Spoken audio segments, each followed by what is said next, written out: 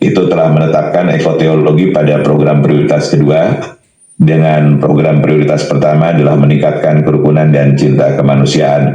Perlu saya laporkan bahwa di dalam melaksanakan dan mengimplementasikan dari program prioritas ini, kita telah melakukan berbagai ikhtiar-ikhtiar, terutama di dalam pelatihan untuk menopang implementasi kurikulum berbasis cinta, di mana kita telah melakukan training of facilitators dan hampir seluruh balai diklat kita telah melaksanakan, dan alhamdulillah antusiasnya juga teramat sangat besar.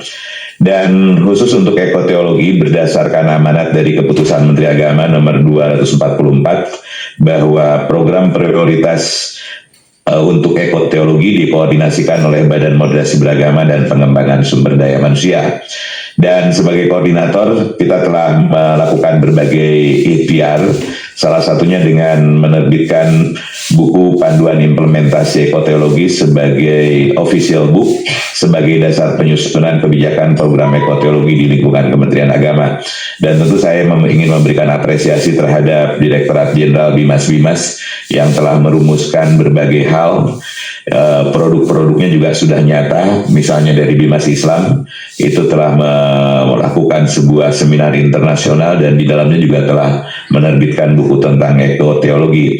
Dan pada hari ini memang karena pemberitahuan yang relatif dalam waktu singkat untuk menyampaikan berbagai capaian, mohon izin kami akan menyampaikannya di dalam kegiatan yang insya Allah akan kita rencanakan di akhir tahun ini tentang refleksi dan proyeksi Kementerian Agama 2026. Jadi Pak Menteri, Pak Sekjen, perlu kami sampaikan bahwa di samping kita biasa merumuskan outlook, kita juga akan melakukan sebuah aktivitas yang tajuknya adalah refleksi dan proyeksi Kementerian Agama tahun 2026. Setelah kita melakukan rapat kerja nasional, kita mencoba menghimpun berbagai hasil-hasil capaian-capaian kinerja kita dalam satu tahun 2025, kemudian merancang apa yang akan kita lakukan, termasuk di dalamnya adalah mencoba menangkap esensi dari perjanjian kinerja dari masing-masing eselon 1 yang dilakukan bersama Bapak Menteri.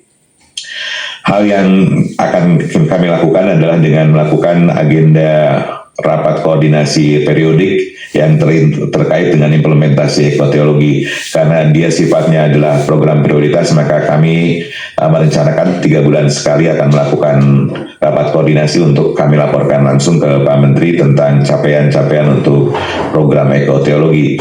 Dan khusus untuk BMPSDM, maka perlu saya sampaikan bahwa kami telah menerbitkan buku pedoman, tadi disampaikan, kemudian penerbitan tafsir ekologi berdasarkan pandangan komunitas muslim, dan kami mohon juga tentang panduan-panduan penerapan ekoteologi berdasarkan seluruh agama itu bisa disusun dengan baik oleh Bimas, termasuk Pusat Konghucu. Kemudian pada hari ini kita melakukan launching pelatihan ekoteologi bagi Kepala Kantor Kementerian Agama, Kepala KUA, dosen, widya iswara, pengawas, dan sebetulnya sudah dilaksanakan mulai hari kemarin, tetapi karena ada bentrok dengan Humas Award, maka pembukaannya pada malam ini, dan mudah-mudahan segala sesuatunya lancar. Dan khusus untuk ekoteologi ini perlu saya sampaikan bahwa seluruh peserta mewakili seluruh agama, dan ketika kita menyampaikan pengumuman untuk pendaftaran, kuota kita untuk sementara ini hanya 60 dan yang daftar itu lebih dari 2.000. Alhamdulillah, artinya antusiasme dari para ASN di Kementerian Agama luar biasa. Dan kemudian kita pun tengah merumuskan ekoteologi sebagai materi yang diberikan di seluruh pelatihan. Dia menjadi muatan teknis substantif lembaga. Jadi biasanya kita mewajibkan dua mata materi. Yang pertama adalah nilai-nilai SDM di lingkungan Kementerian Agama, terus kemudian pembangunan agama, dan nanti akan ditambahkan ekoteologi sebagai materi substantif. Dan selanjutnya kita juga menerbitkan edaran dengan isi mereduce penggunaan plastik dan pengelolaan sampah. Dan selanjutnya kita mempersiapkan MOE, mohon izin ini salah ketik, MOE dengan Kementerian Kehutanan dan Kementerian Lingkungan Hidup. MOU sudah ditandatangani antara Menteri Agama dengan Menteri Kehutanan, kemudian Menteri Agama dan Menteri Lingkungan Hidup, yang perlu kita tindak lanjuti melalui Memorandum of Agreement atau biasa kita mengenalnya sebagai PKS, perjanjian kerjasama. Ini adalah salah satu produk official book yang kita hasilkan. Ada buku panduan implementasi ekoteologi, kemudian ada tafsir ekoteologi.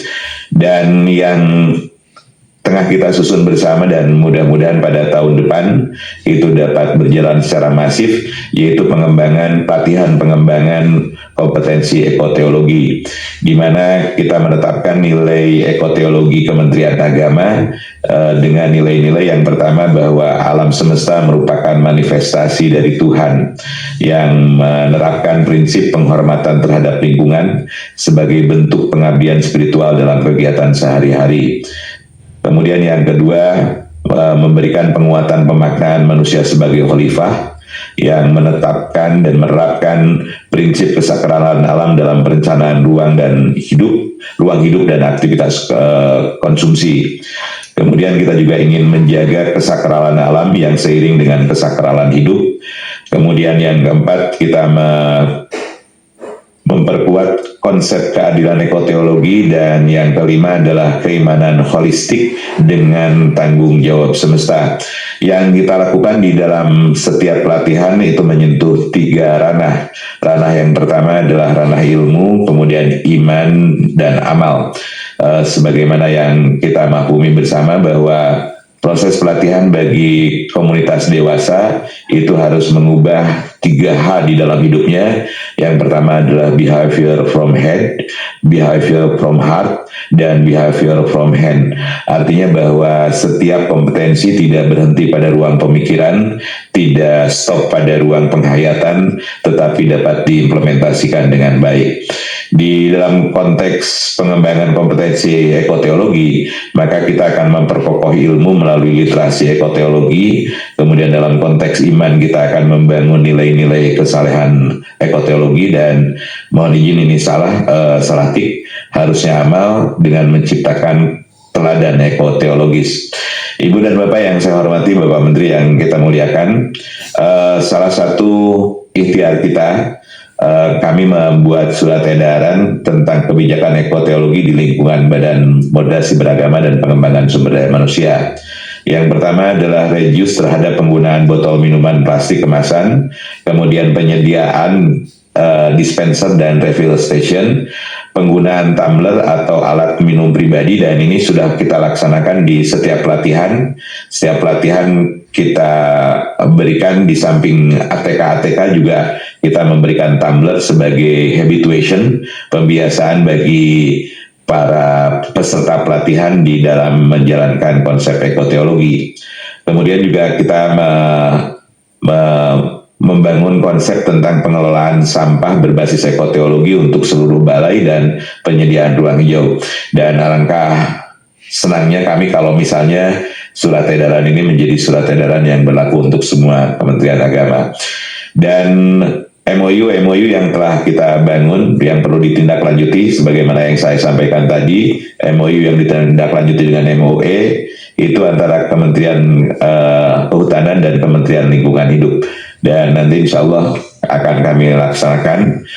Paling tidak kita di dalam proses pelaksanaan pelatihan melibatkan teman-teman sahabat-sahabat kita dari Kementerian Kehutanan agar persoalannya semakin nyata, semakin terlihat, karena sebagaimana yang disampaikan oleh Pak Sekjen bahwa ekoteologi ini selaras dengan isu-isu kekinian di saat musibah yang melanda Aceh, Sumatera Utara, dan Sumatera Barat, yang pada dasarnya adalah ketidakadilan manusia di dalam penata kelolaan ekologi.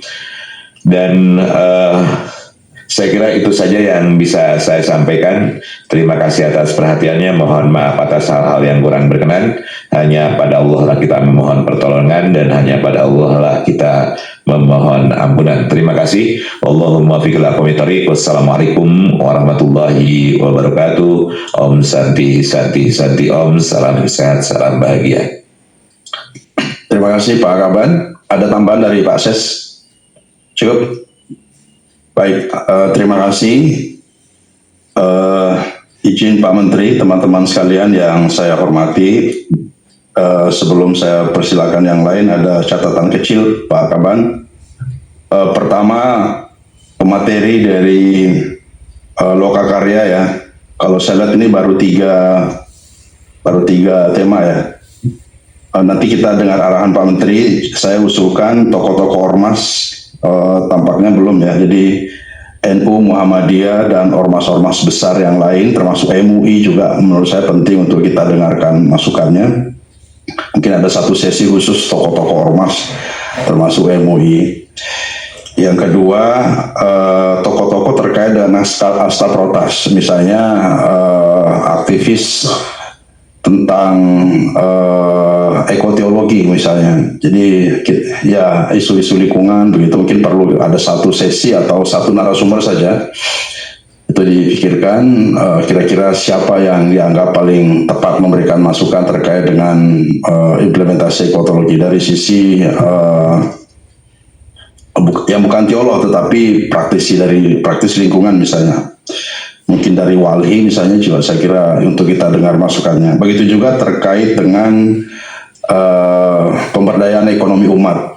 Ya, mungkin bisa kita libatkan para pemerhati di situ, misalnya Knex mungkin bisa diundang, mengundang juga Basnas misalnya, semua praktisi di bidang pemberdayaan ekonomi umat. Mungkin begitu juga asta protas yang lain. Jadi mungkin diperluas sedikit sesinya, itu masukan aja, mungkin nanti Pak Menteri kita bisa dengarkan. Karena di rakernasnya nanti itu sudah pada tahap implementasi ya, rencana besar kita. Ini Lokakaryanya hanya istilahnya brainstorming, kita belanja gagasan, nanti kita rumuskannya di rakernasnya. Jadi mungkin masukan untuk narasumbernya perlu diperluas lagi. Sambil jalan nanti kita diskusikan lagi ya Pak Kaban, Pak Ses ya. Yang kedua tentang laporan nanti di Rakernas Pak, mungkin Pak Karo ya, di Rakernas nanti itu kita sudah ingin mendengar sebenarnya capaian tentang ekoteologi ini apa saja, apa yang kita sudah lakukan 1 tahun terakhir. Oleh karena itu nanti mohon seluruh unit Eselon 1 memberi masukannya, misalnya bagaimana praktek ekoteologi di lembaga pendidikan, di madrasah itu seperti apa yang sudah dilakukan, di pesantren, di perguruan tinggi dan seterusnya. Kita ingin melakukan evaluasi supaya nanti bisa kita lihat sejauh mana apa yang digagas Pak Menteri itu sudah terimplementasi, sejauh mana ya kita sudah lakukan. Begitu juga untuk asta-asta protas yang lain, saya kira perlu kita melakukan evaluasi. Jadi kita tidak lagi hanya diskusi pada tataran konseptual, tetapi eksekusinya sudah sejauh mana, dampaknya bahkan sudah sejauh mana, kita juga saya kira perlu nanti menjadi masukan. Kemudian terkait dengan ini Pak, ekoteologi itu mungkin perlu dipertimbangkan untuk menjadi salah satu topik yang dibahas di lembaga pendidikan, apakah dalam bentuk kurikulum atau dalam bentuk ekstrakurikuler atau apa saja, karena ini menurut saya sangat penting. Bahkan saya dengar pidato Pak Presiden juga menyebut bahwa ekoteologi itu mungkin perlu dimasukkan dalam kurikulum di lembaga-lembaga pendidikan, termasuk sekolah dan madrasah. Nah, ini mohon nanti Pendis bisa memberi insight tentang bagaimana ekoteologi ini diimplementasikan di sekolah. Terus bagaimana dipraktekkan? Prakteknya kan dulu kita minta misalnya setiap alumni PTKIN tanam pohon, atau alumni pesantren atau madrasah, sebagaimana itu sudah berjalan. Begitu juga di KUA, kita dulu gagas setiap calon pengantin tanam pohon. Sudah berjalankah itu? Sudah berapa jauh kita berjalan? Ini nanti di Rakernas kita nanti paparkan Pak. Jadi mohon nanti seluruh pejabat eselon 1 yang memberikan paparan tidak hanya rencana-rencananya tapi prakteknya selama setahun terakhir itu sudah sejauh mana kita melangkah, kira-kira begitu Pak. Ekoteologi, kurikulum cinta dan pemberdayaan ekonomi umat, rumah ibadah dan seterusnya. Jadi saya kira itu penting. Saya selalu concern dengan eksekusinya, dengan delivery-nya sudah sejauh mana. Itu yang menurut saya tidak kalah pentingnya ya. Baik, terima kasih Pak Kaban atas presentasinya. Saya mengundang teman-teman sekalian, baik yang hadir secara luring maupun secara daring untuk menyampaikan masukan, saran, dan gagasannya. Silakan Pak. Ya, Pak Prof. Iswandi, staf ahli Menteri Agama. Selanjutnya saya identifikasi dulu 3 penanya. Prof. Iswandi, siapa lagi? Prof. Abu ya, Pak Dijen Bimas. Satu lagi. Pak Faisal ya, staf ahli. Wah, ini 2 staf ahli kita nih pagi ini. Nanti saya mengundang dari peserta daring. Silakan Prof. Is. Terima kasih Pak Sekjen. Yang kami hormati Bapak Menteri, Bapak Ibu sekalian, pejabat eselon 1, eselon 2, Bapak Kanwil, Pak Rektor, dan yang hadir dalam breakfast meeting ini. Assalamualaikum warahmatullahi wabarakatuh.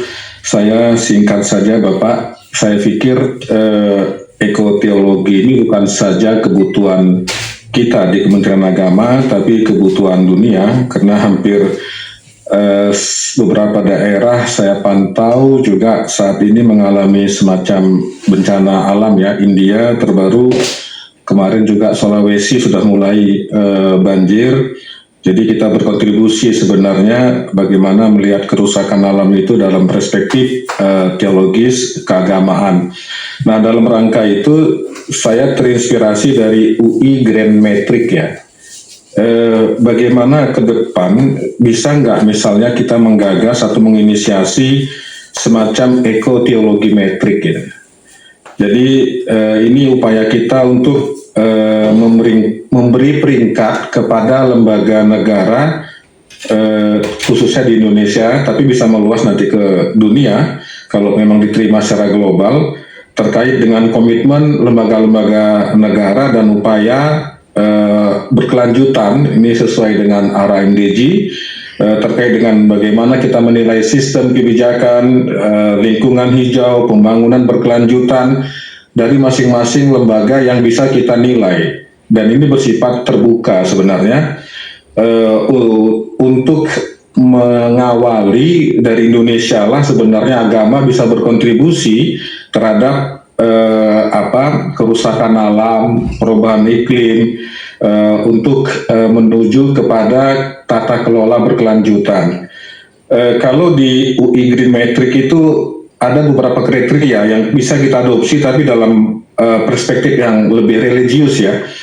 Kalau di UI Green Metric itu ada tata ruang, tata kelola sampah, tata kelola air.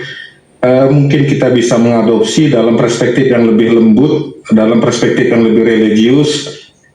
Tentu religius di sini adalah kemanusiaan ya, bukan religiusitas tertentu, seperti tempat ibadah, tata biota. Saya rasa banyak sekali agama-agama, semua agama berbicara tentang lingkungan yang kita wujudkan dalam berbagai kriteria. Kalau ini bisa kita rintis menjadi sebuah aplikasi terbuka, maka kita bisa memberi semacam award juga untuk ekoteologi metrik bagi lembaga-lembaga negara yang memang memiliki komitmen terhadap pembangunan berkelanjutan. Kalau ini oke, saya rasa menarik ya sebagai legacy kita untuk dunia, bahwa kita punya sistem yang sangat terukur untuk berpihak pada pembangunan berkelanjutan. Terima kasih Pak Sekjen.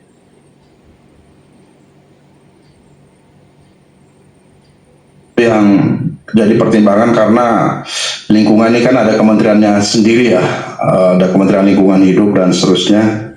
Tapi saya kira Kementerian Agama bisa memberikan insight dan praktek-praktek baik, terutama mendelivery konsep ini. Saya kira Kementerian Agama tidak kalah ya, karena punya struktur sampai jauh ke bawah. Terima kasih Pak. Selanjutnya Pak Prof. Abu. Terima kasih Pak Sekjen, Pak Menteri Agama, Bapak Ibu semua. Yang pertama kurang lebih sama seperti Pak Prof. Iswadi tadi, hal-hal yang sangat penting untuk kita amplifikasi secara masif ya terkait dengan konsep dan praktik dari ekoteologi. Saya kira karena ini menggunakan pendekatan religius, jadi cocok dengan landscape di Indonesia, sehingga kami berharap nanti ada dampak yang jauh lebih nyata. Yang kedua Pak Sekjen izin, di dalam lokakarya itu nanti kami berharap ada materi yang dari sisi ini, produktivitas secara ekonomi dari konsep ekoteologi. Misalnya kita punya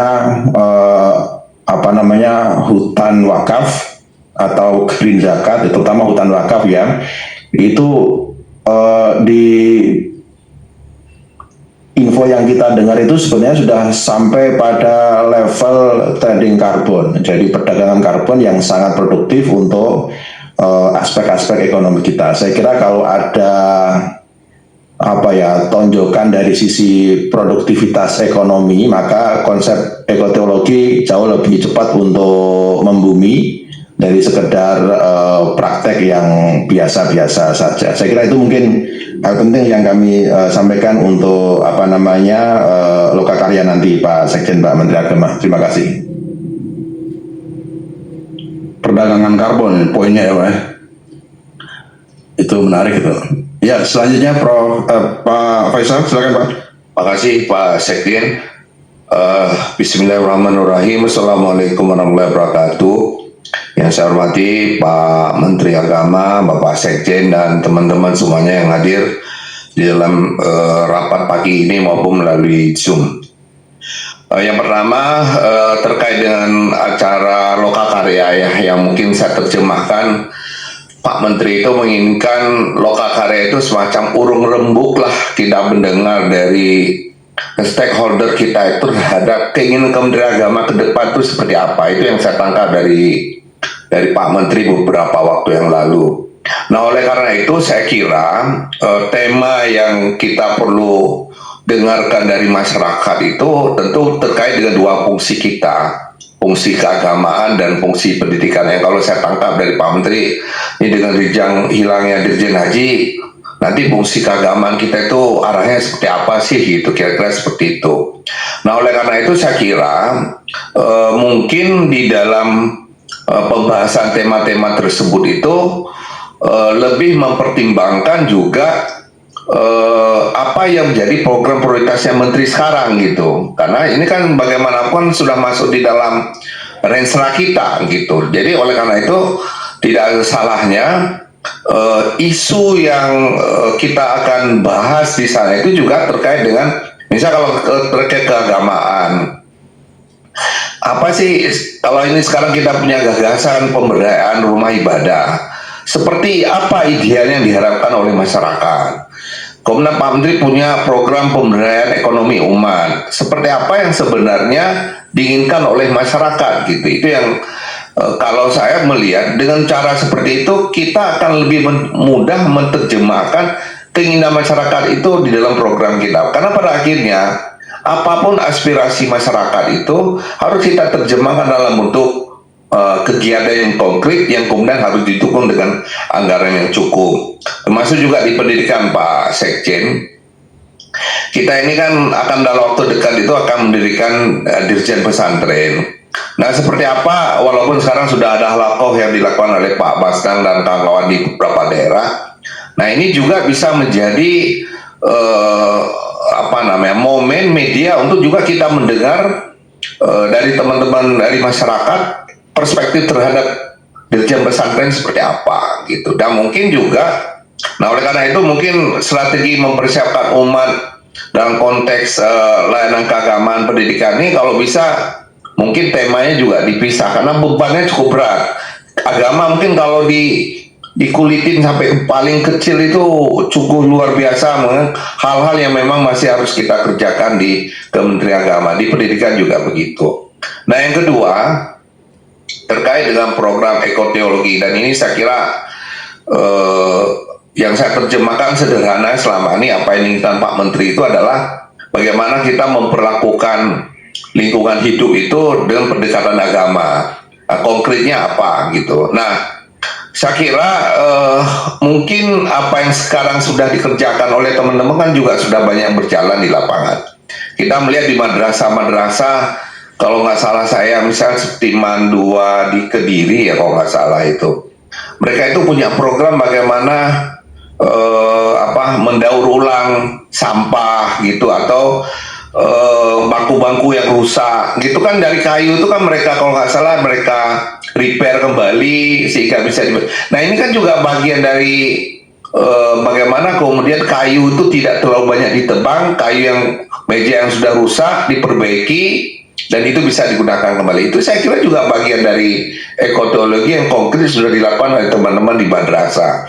Nah, oleh kesempatan itu saya kira Pak Sekjen, Pak Menteri dan lain sebagainya, teman-teman semuanya, di samping kita melakukan advokasi bagaimana peningkatan pemahaman teman-teman terhadap ekoteologi, yang perlu kita lakukan ke depan adalah contoh-contoh konkret yang memang sudah ada kita lakukan di dalam masyarakat gitu, terutama di lingkungan madrasah atau di KUA. Saya juga melihat ada beberapa KUA yang misalnya sudah banyak menanam pohon-pohon kecil gitu di dalam halaman, memanfaatkan halaman-halaman dengan tanaman-tanaman tumbuhan. Nah, saya kira ini yang mungkin perlu kita kedepankan. Contoh-contoh konkret kalau kita sisir mungkin banyak yang sudah ada nih Pak Sekjen. Jadi tinggal kita meng-up saja contoh-contoh konkret ini sehingga ini menarik perhatian dari teman-teman yang lain sehingga memahami secara utuh seperti apa yang diinginkan oleh Bapak Menteri terkait dengan ekoteologi.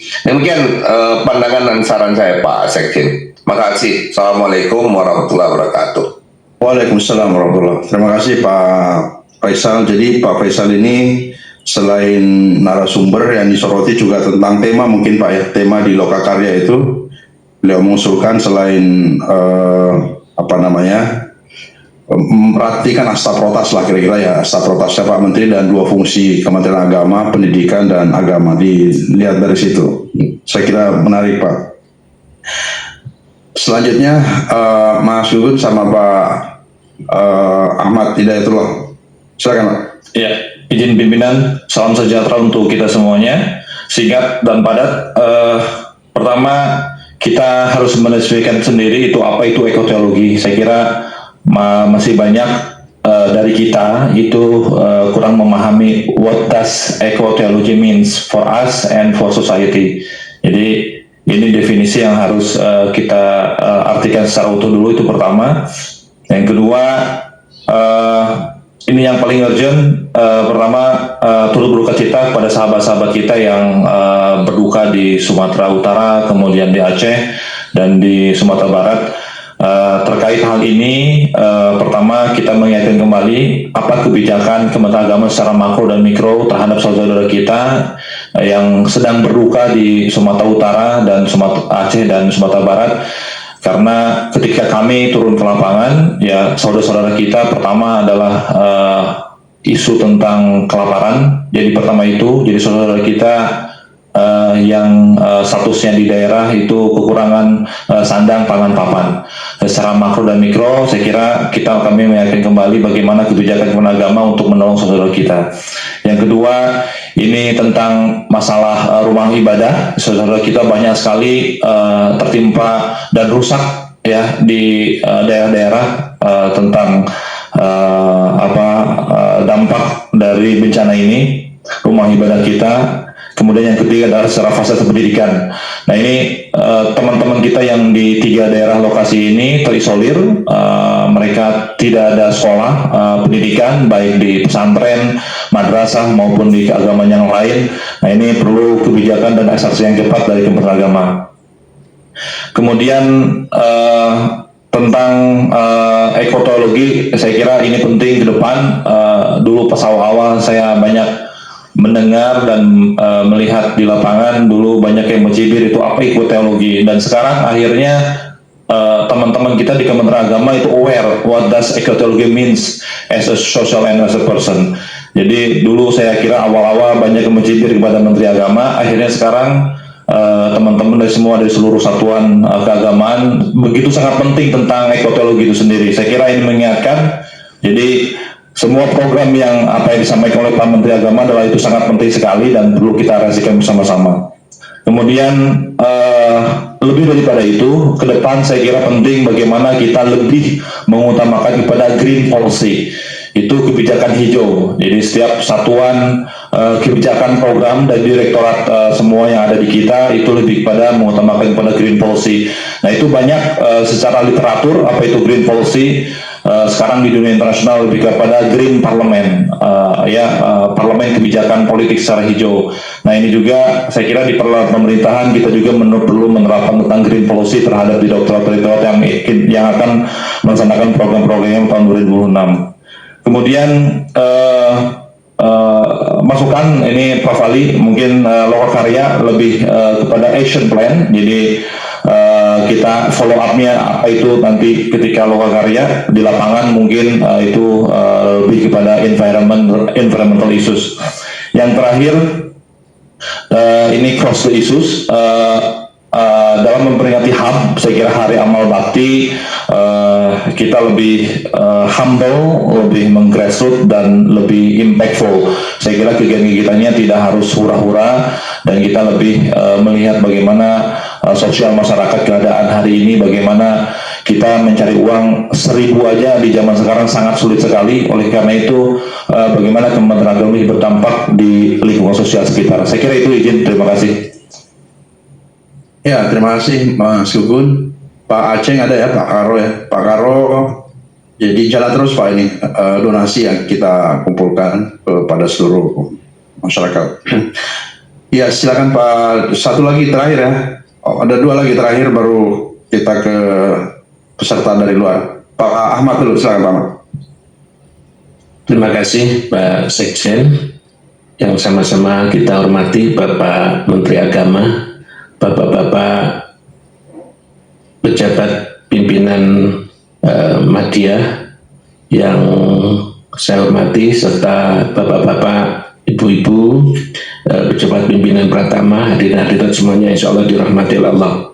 Mohon izin Pak Sekjen, saya akan memanfaatkan kesempatan ini untuk menyampaikan informasi sebenarnya dalam menjawab pertanyaan berbagai daerah yang mungkin tidak terlalu tepat dengan yang tema dibahas ini, yaitu terkait dengan pembayaran gaji dan tunjangan dari berbagai daerah terkait dengan tenaga yang beberapa waktu yang lalu dilantik oleh Kemenhaj. Ini sedang banyak dipertanyakan.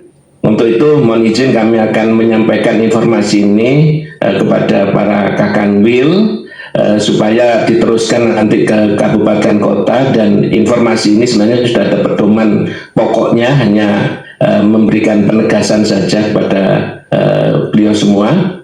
Yang pertama, berdasarkan peraturan pemerintah nomor 5 tahun 2024 yang menjadi pedoman kita bersama membayar gaji, mereka bapak-bapak pejabat yang baru dilantik oleh Kemenhaj beberapa hari sebelum tanggal 1 Desember 2025, maka gaji 1 Desember tetap dibayar oleh Kementerian Agama karena SKPP-nya belum ada, dan pembayaran gaji itu sudah diakhiri permohonannya ke Kementerian Keuangan tanggal 15 bulan November sebelumnya. Nah, kemudian untuk yang berikutnya 1 Januari supaya bisa tertib administrasi dibayar di Kemenhaj, maka masing-masing kanwil maupun kabupaten kota segera saja menyelesaikan SKPP-nya. Sehingga sebelum tanggal 15 Desember semuanya sudah selesai, sehingga bisa ditransfer pembayarannya atau kewajiban pembayarannya dilakukan oleh Kemenhaj. Kemudian yang kedua, terkait dengan tukin yang banyak dipertanyakan juga di daerah, tukin untuk yang bulan Desember ini, karena tukin itu dibayar pada akhir bulan berjalan. Oleh karena itu, karena tanggal 1 Desember pelantikan dilakukan, maka tukin, uang makan, lembur dan sebagainya yang terkait dengan kinerja yang dicatat dalam bulan itu, maka itu semuanya nanti akan dibayar di Kemenhaj. Tidak bisa dibayar di kita karena catatannya pasti sudah lepas dari kinerja kita. Oleh karena itu SKPP perlu segera dilakukan. Kemudian yang ketiga, terkait dengan keperluan pembentukan panitia seleksi petugas haji dan sebagainya, yang sering juga ditanyakan oleh daerah, karena aktivitas tugas dan fungsi untuk pelayanan haji sudah dipegang oleh Kemenhaj, maka Kementerian Agama tidak bisa membayarkan anggaran untuk panitia seleksi dan segala macam yang terkait dengan pembentukan panitia pelaksanaan haji, petugas haji gitu. Nah, ini yang perlu kami sampaikan, sehingga anggaran yang ada di PHU saat ini itu dipakai untuk persiapan likuidasi saja. Tidak bisa dipakai untuk membayar kepanitiaan pelaksanaan petugas haji, kecuali kalau memang sebelumnya ada MOU antara Kementerian Haji dengan Kementerian Agama, atau ada permohonan dari Kementerian Haji dan Kementerian Agama, itu nanti bisa dibungkus dengan MOU atau PKS. Mungkin demikian yang perlu kami sampaikan, Pak Sekjen. Banyak ditanyakan oleh daerah dan moga-moga ini memperjelas mereka melakukan tata kelola di sana. Terima kasih. Assalamualaikum warahmatullahi wabarakatuh. Ya, terima kasih Pak Ahmad. Pak Ahmad ini mengambil kesempatan ya, di pagi hari. Terima kasih Pak. Pak Dirjen, terakhir dari peserta luring. Terima kasih Pak Sekjen. Pak Menteri, pertama-tama banyak-banyak terima kasih ucapan dari para uskup kepada Pak Menteri atas video taping Pak Menteri bulan ini memasuki masa Advent. Jadi sudah beberapa kali Pak Menteri menyampaikan ucapan-ucapan seperti itu, dan itu mendapat respon yang positif. Kecil-kecil Pak, hanya ucapan tapi mengena, gitu Pak. Jadi kemarin bulan Rosario juga Pak Menteri ada ucapan juga. Jadi itu mengena di hati para uskup dan tokoh-tokoh agama Pak. Terima kasih Pak, saya hanya menyampaikan ucapan terima kasih dari para uskup dan tokoh-tokoh agama Katolik. Yang kedua, bagi Katolik, ekoteologi sebagai landasan atau fondasi spiritual tentunya mengacu pada ensiklik Paus Fransiskus. Itu yang dinamakan Laudato Si. Itulah dokumen sentral ya bagi umat Katolik untuk menjadi sahabat bumi. Itu dokumen sentralnya Pak, arahnya ke sana. Oleh karena itu bisa dipertajam lagi Pak. Satu hal sudah disampaikan oleh Pak Gugun tadi, dari green ekoteologinya. Satu lagi bisa kita kembangkan lagi dari blue ekoteologinya Pak. Jadi tidak hanya yang green di darat saja, tapi juga kalau di darat kan kesehatan ekosistem di darat. Tapi kan ada juga blue ekoteologi, kesehatan ekosistem di lautan atau di perairan, yang juga perlu kita kembangkan. Kalau contoh Pak, kita nggak usah jauh-jauh. Istiqlal itu sudah menjadi salah satu contoh bagaimana green ekoteologi dipakai. Salah satunya adalah water recycle. Itu kan sudah contoh dari green ekoteologi Pak. Mungkin saya juga belum tahu apakah juga di Istiqlal ada yang namanya sampah recycle. Itu juga sudah contoh sebetulnya Pak. Nah, kita melihat contoh di blue ekonominya nih, blue ekoteologinya lah. Seperti apa contohnya? Misalnya bagaimana ekowisata berbasis ekoteologi yang belum pernah ada Pak. Jadi selama ini kan ekowisata itu berbasis investasi Pak, implementasi praktisnya Pak. Kira-kira seperti itu Pak. Nah, sekarang kalau Istiqlal dan Katedral sudah melaksanakan itu, bagaimana kalau ini ditularkan ke rumah-rumah ibadah yang lain? Bukankah seluruh masjid itu menggunakan air untuk wudhu gitu Pak? Itu kalau recycle kan juga air itu berapa banyak air yang bisa diselamatkan gitu Pak. Sama halnya juga di rumah ibadah Katolik juga, penggunaan air yang masif itu kalau digunakan dengan teknik seperti di Istiqlal dan di Katedral, kita akan bisa menyelamatkan banyak air. Dan banyak contoh yang lain yang sebetulnya sudah ada sebetulnya Pak. Tinggal bagaimana mengembangkan dan menularkan ke rumah-rumah ibadah yang lain aja Pak. Terima kasih Pak Menteri, Pak Sekjen. Jadi sebenarnya praktek baik itu sudah banyak ya. Cuma yang jadi tantangan kita ini bagaimana mengorkestrasi praktek-praktek baik itu Pak. Bagaimana praktek baik itu bisa diamplifikasi. Nah ini siapa sebenarnya yang punya tugas ini? Saya berasumsi ini tugasnya BPSDM sebenarnya Pak. Bisa mungkin di seluruh praktek-praktek baik yang sudah berjalan, baik di Kementerian Agama maupun yang belum, kemudian mengamplifikasinya secara praksis di lembaga-lembaga kita di Kementerian Agama ini mungkin bisa jadi masukan saya kira. Jadi mungkin mohon izin Pak Kaban, Pak Ases, kita berharap di BPSDM ini betul-betul bisa menjadi pusat kajian ekoteologi mungkin ya. Bukan hanya secara konseptual, tetapi termasuk praktek-praktek yang berpotensi diamplifikasi di Kementerian Agama dan di Indonesia begitu. Terima kasih dari peserta daring. Saya sebut dulu sekarang peserta 725 Pak. Kita berharap di atas 1000, jadi agak turun sedikit semangatnya ini. Nanti kayaknya Pak Irjen harus terlibat lagi nih Pak Irjen ini. Turun Pak Irjen. Ya silakan. Dari Rektor UIN Surabaya, kemudian Kanwil Gorontalo, ada Pak Zen masih haji nih, atau haji apa namanya Pak Zen ini? Dari Ditjen Haji apa itu? Ya, saya persilakan Pak Rektor dulu, Pak Rektor Surabaya, kemudian Kanwil Jawa Timur, kemudian Pak Zen. Terima kasih Pak Sekjen. Assalamualaikum warahmatullahi wabarakatuh.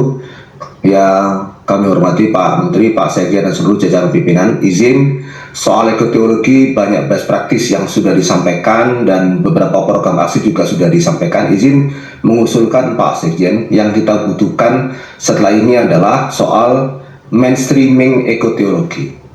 Mirip strategi yang bisa kita lakukan untuk gender. Jadi kalau gender ada gender mainstreaming, kita penting untuk membuat eco-theology mainstreaming. Nah, dalam konteks ini adalah sustainability menjadi penting. Maka izin Pak Sekjen, Pak Menteri dan Bapak sekalian, dalam konteks ini kita butuh untuk melakukan eco-theology mainstreaming di dunia pendidikan. Strateginya mungkin tidak dalam bentuk mengusulkan mata kuliah, mata pelajaran, tapi semua mata kuliah dilakukan audit akademik untuk memasukkan unsur eco-theology. Nah, kita butuh kira-kira eco-theology 2 tahun untuk melakukan ini, baru kemudian kita melakukan proses yang kedua yang disebut dengan sensitisasi eco-theology. Maka setelah literasi diperkuat, berikutnya adalah seluruh program yang terkait dengan ekoteologi dilakukan audit untuk memperkuat sensitivity dari seluruh yang terkait dengan stakeholder kita ini, supaya kemudian ekoteologi menjadi bagian dari pelaksanaan tugas di seluruh jajaran Kementerian Agama. Izin Pak Menteri, Pak Sekjen. Terima kasih. Ya, terima kasih Pak Rektor. Jadi mainstreaming ekoteologi saya kira penting. Mungkin juga penting internasionalisasi ekoteologi Pak. Izin Pak Menteri. Jadi ada sebuah lembaga yang sangat besar di dunia ini, namanya PARC Pak, Partnership on Religion and Development, yang terus membahas tentang peran agama dalam percepatan pencapaian SDGs, termasuk di dalamnya Religion and Climate Change. Pak Rektor, saya menyampaikan tapi bukan arahan untuk dipertimbangkan saja. Mungkin suatu saat Pak Rektor bisa membuat sebuah kegiatan besar internasional, mungkin mengajak kerjasama dengan lembaga ini, Pak. Lembaga ini 140 membersnya, sebagian besarnya semuanya adalah lembaga internasional, sekitar 12 diantaranya adalah negara dan Indonesia termasuk di dalamnya. Saya kebetulan pengarah di situ, di part itu, Pak. Jadi kalau ini diajak bekerja sama, ini melibatkan 160 members internasional untuk menginternasionalisasi konsep etiologinya Pak Menteri. Ini saya kira menarik, nanti kita bisa diskusikan, tapi ini dilihat kemungkinannya saja, mungkin tahun depan, mungkin dengan perguruan tinggi kerjasama dengan PTK N, saya kira menarik ini untuk menginternasionalisasi ini selain mainstreaming tadi ya. Terima kasih Pak Rektor. Pak Kanwil, tadi Gorontalo apa Jawa Timur ya? Gorontalo ya, Jawa Timur sudah tadi Pak, diwakili Pak Zaki. Gorontalo sekarang Pak Kaswat. Pak Batiar minggu lalu kan sudah ya, minggu depan lagi Pak. Iya, 2 minggu lagi. Silakan Pak Kaswat.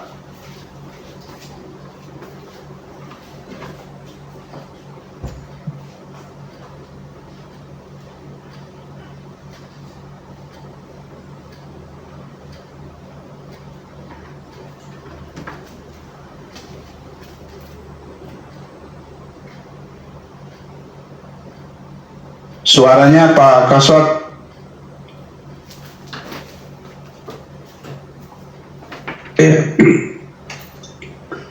Assalamualaikum warahmatullahi wabarakatuh. Selamat pagi, salam sejahtera untuk kita semua. Yang kami muliakan, kami hormati RT Guruta, Menteri Agama, Bapak Sekjen, dan seluruh pejabat Islam 1, Islam 2, dan seluruh peserta yang kami muliakan. Yang pertama terkait dengan Akta Protas nomor 1 dan 2, kerukunan umat beragama, cinta kemanusiaan dan ekotologi ini di Gorontalo. Mohon izin kami mengambil kebijakan dengan program Gembira, gerakan rumah ibadah bersih, indah dan nyaman. Di dalamnya itu adalah seluruh ASN setiap 15 hari sekali, 2 minggu sekali, seluruh ASN Kementerian Agama mulai Kanwil sampai Kawa dan Madrasah Negeri itu turun untuk bersih-bersih rumah ibadah. Di samping orang Islam membersihkan masjid, juga membersihkan gereja. Begitu juga sebaliknya, orang Kristen Katolik di samping membersihkan gereja juga membersihkan masjid secara bersama-sama mulai jam 7 sampai jam 9, 2 jam setiap. Izin dari sini sampai kemarin tanggal 28 November itu dimulai tanggal 29 Agustus itu sudah mencapai 585 rumah ibadah yang sudah disentuh oleh Kementerian Agama, khususnya pembersihan toilet.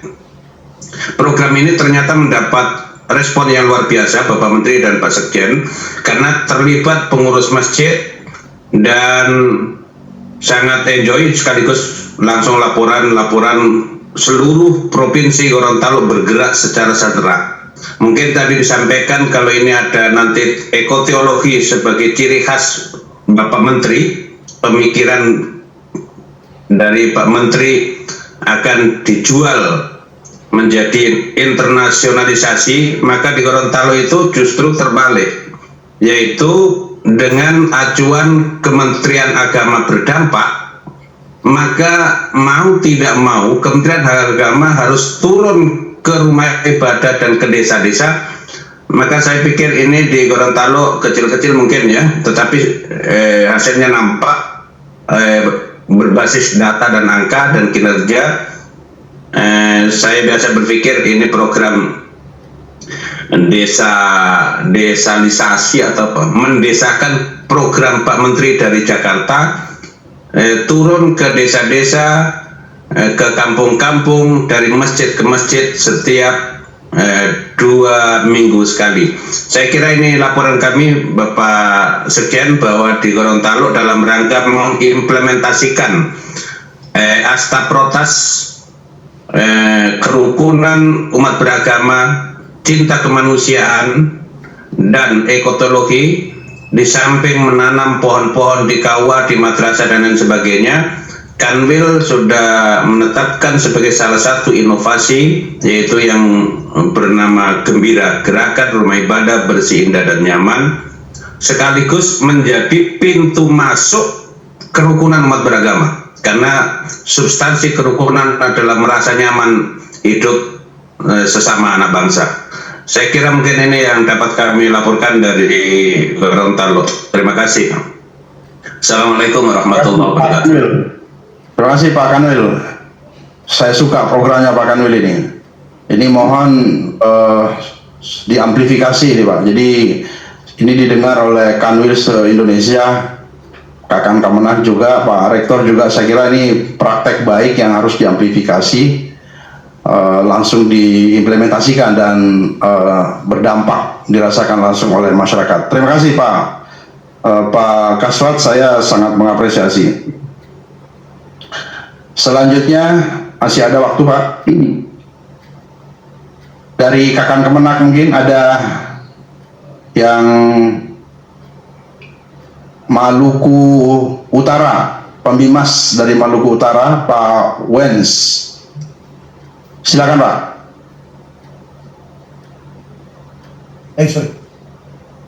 Baik, terima kasih Pak Sekjen. Izinkan kami untuk menyampaikan Assalamualaikum warahmatullahi wabarakatuh. Shalom, salam sejahtera buat kita sekalian. Om Swastiastu, Namo Buddhaya, salam kebajikan.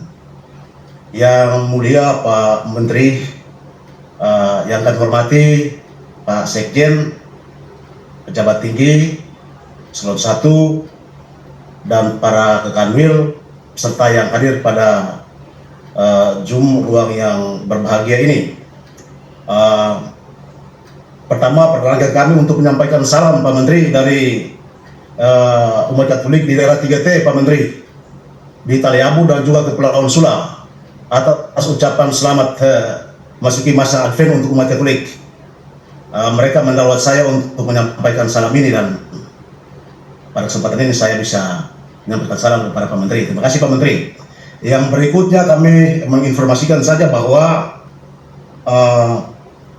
tentang program ekoteologi ini memang kami sangat berbangga kepada Bapak Dirjen Mas Katolik, karena beberapa waktu kemarin itu juga sudah sempat melaksanakan satu kegiatan yang kami kira sangat bermutu, itu soal penanganan perdagangan manusia.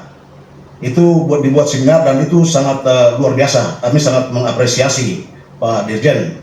Kemudian juga menyangkut dengan penyusunan resta beberapa waktu kemarin sampai dengan hari kemarin, itu bagaimana program-program ekoteologi dan juga soal cinta kemanusiaan itu kami upayakan supaya diimplementasi dalam seluruh program-program dan kegiatan-kegiatan Bimas Katolik di seluruh daerah di provinsi.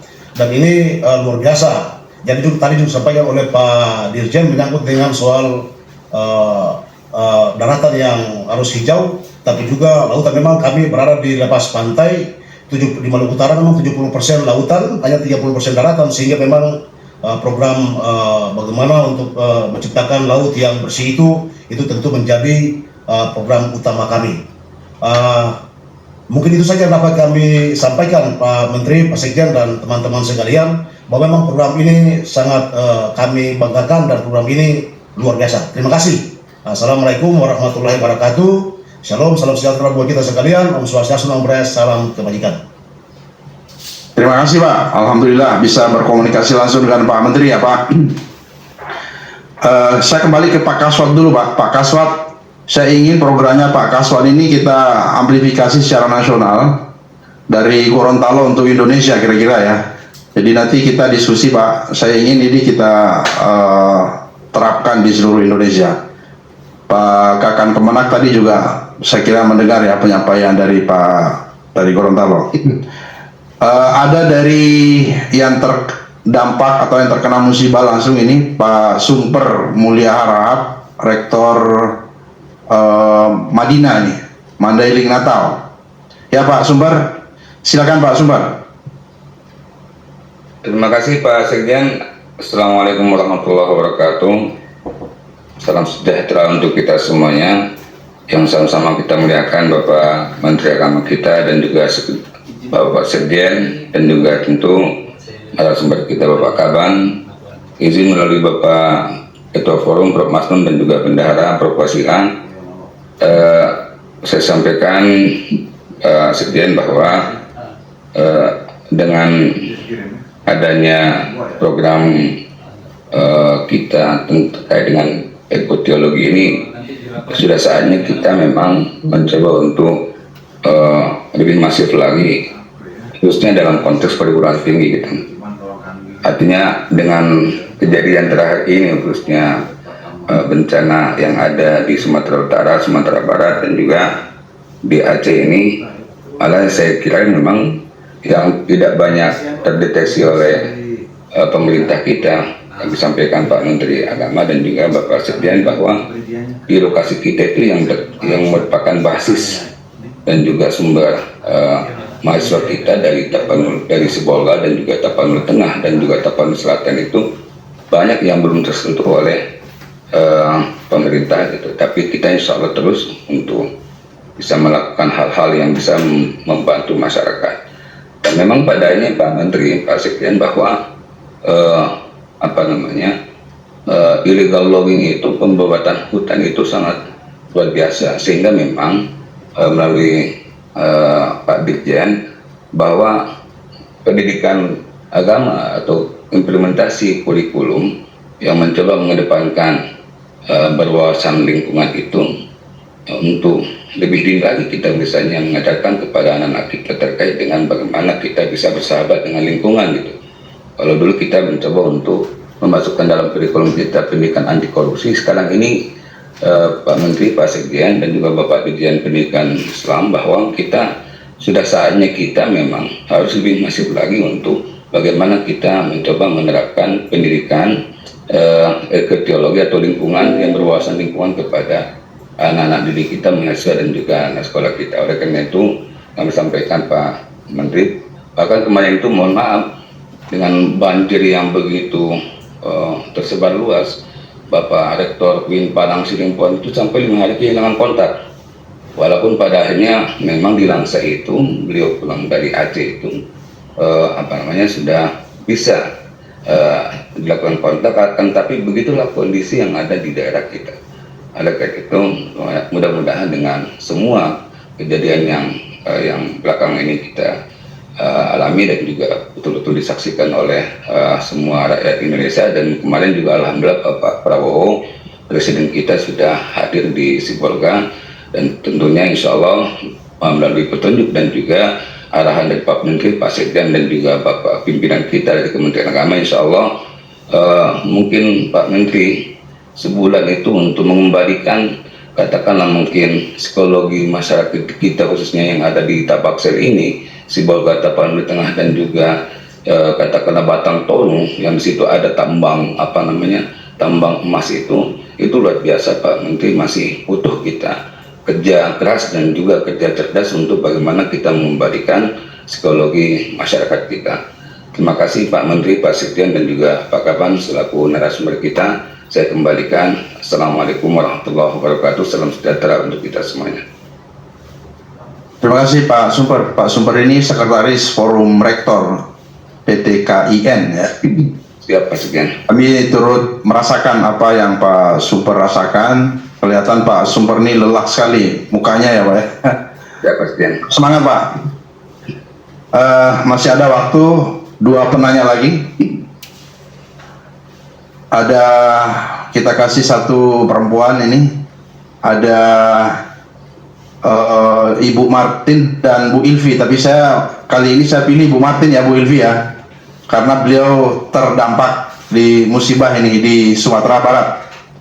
Bu Martin, silakan. Baik, terima kasih Pak Sekjen. Bismillahirrahmanirrahim. Assalamualaikum warahmatullahi wabarakatuh. Yang sama-sama kita hormati yang mulia, yang amat pelajar, Bapak Menteri Agama Republik Indonesia, Bapak Sekjen, Bapak Dirjen, Bapak Irjen, para direktur dan seluruh unsur pimpinan, Kakanwil, Kakanmenak dan para rektor, staf ketua. Pertama terkait dengan apa yang telah menimpa pada hari ini dengan 3 provinsi termasuk Sumatera Barat dan wabil khusus UIN Imam Bonjol Padang.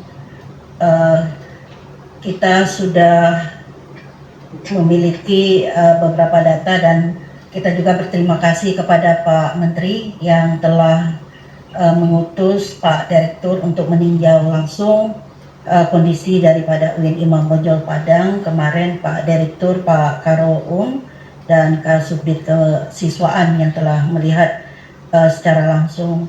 Nah, terkait dengan apa yang terjadi pada hari ini untuk UIN Imam Bonjol Padang, Pak Menteri perlu kami laporkan. Kami mengalami ujian pada 2 kondisi. Pertama di dalam kampus dan juga di luar kampus. Untuk di dalam kampus, karena kampus 3 yang pada hari ini terdampak, itu ada 7 titik longsor yang terjadi di sekitar kampus. Namun 4 yang tergolong besar dan berdampak dan perlu penanganan secepatnya. Ini berdasarkan kemarin tim ahli yang telah sampai ke UIN Imam Bonjol Padang. Ada 5 tim yang diturunkan oleh PUPR, baik itu tim yang melihat kondisi daripada bangunan, kondisi lingkungan, kemudian juga terkait dengan potensi-potensi lain yang ada. Dan keempat titik ini dari rekomendasi ini karena curah hujan ini tidak menentu untuk wilayah Sumatera. Kalau 3 hari ini sudah panas, kemudian pagi ini mulai lagi hujan kembali. Dan untuk di luar kampus kita juga sudah mengidentifikasi melalui Satgas, karena di UIN Imam Bonjol Padang sudah memiliki 1 pusat mitigasi bencana. Dari pusat mitigasi bencana bekerjasama dengan Satgas sudah mendapatkan 1.705 mahasiswa yang terdampak, tetapi ini dikategorikan untuk terdampak ringan, terdampak sedang, dan terdampak berat. Nah, untuk yang terdampak berat ini ada sebanyak 305 mahasiswa, bahkan posisi mahasiswa ini berada di kampung di 13 kota dan kabupaten. Bahkan sudah ada laporan dari Satgas, sudah ada yang meninggal. Dan untuk kita pergi ke area dari wilayah yang mahasiswa kita meninggal tidak bisa karena kondisi jalan dan jembatan yang terputus ke sana. Sementara baru kita bisa mengirimkan bantuan itu ke daerah terdekat dengan wilayah yang tidak bisa dijangkau. Dan ini menyebar ada 65 di kota Padang, kemudian Padang Pariaman, Kabupaten Agam, Kabupaten Pesisir, kemudian Kabupaten Solok, dan Kabupaten Tanah Datar. Mitigasi yang sudah dilakukan oleh UIN Imam Bonjol Padang, yang pertama adalah transisi perkuliahan dari luring ke daring sampai tanggal 8 Desember. Kemudian kita sudah melalui pusat mitigasi bencana sudah membentuk tim Satgas Bencana Kampus, dan alhamdulillah sampai hari ini sudah banyak bala bantuan termasuk donasi yang hadir. Terima kasih Pak Sekjen. BSI kemarin sudah hadir ke UIN Imam Bonjol Padang menyerahkan dana sebanyak 100 juta untuk korban. Kemudian juga selain penggalangan dana dan donasi, juga termasuk dukungan sosial dari pemerintah provinsi dan juga kota. Pak Wali Kota pada saat kejadian sudah menurunkan seluruh aparat yang terkait, termasuk PU, PUPR, dan BNPB serta kawan-kawan yang membantu. Dan selama proses recovery ini kawan-kawan Damkar ini sudah membersihkan wilayah kampus.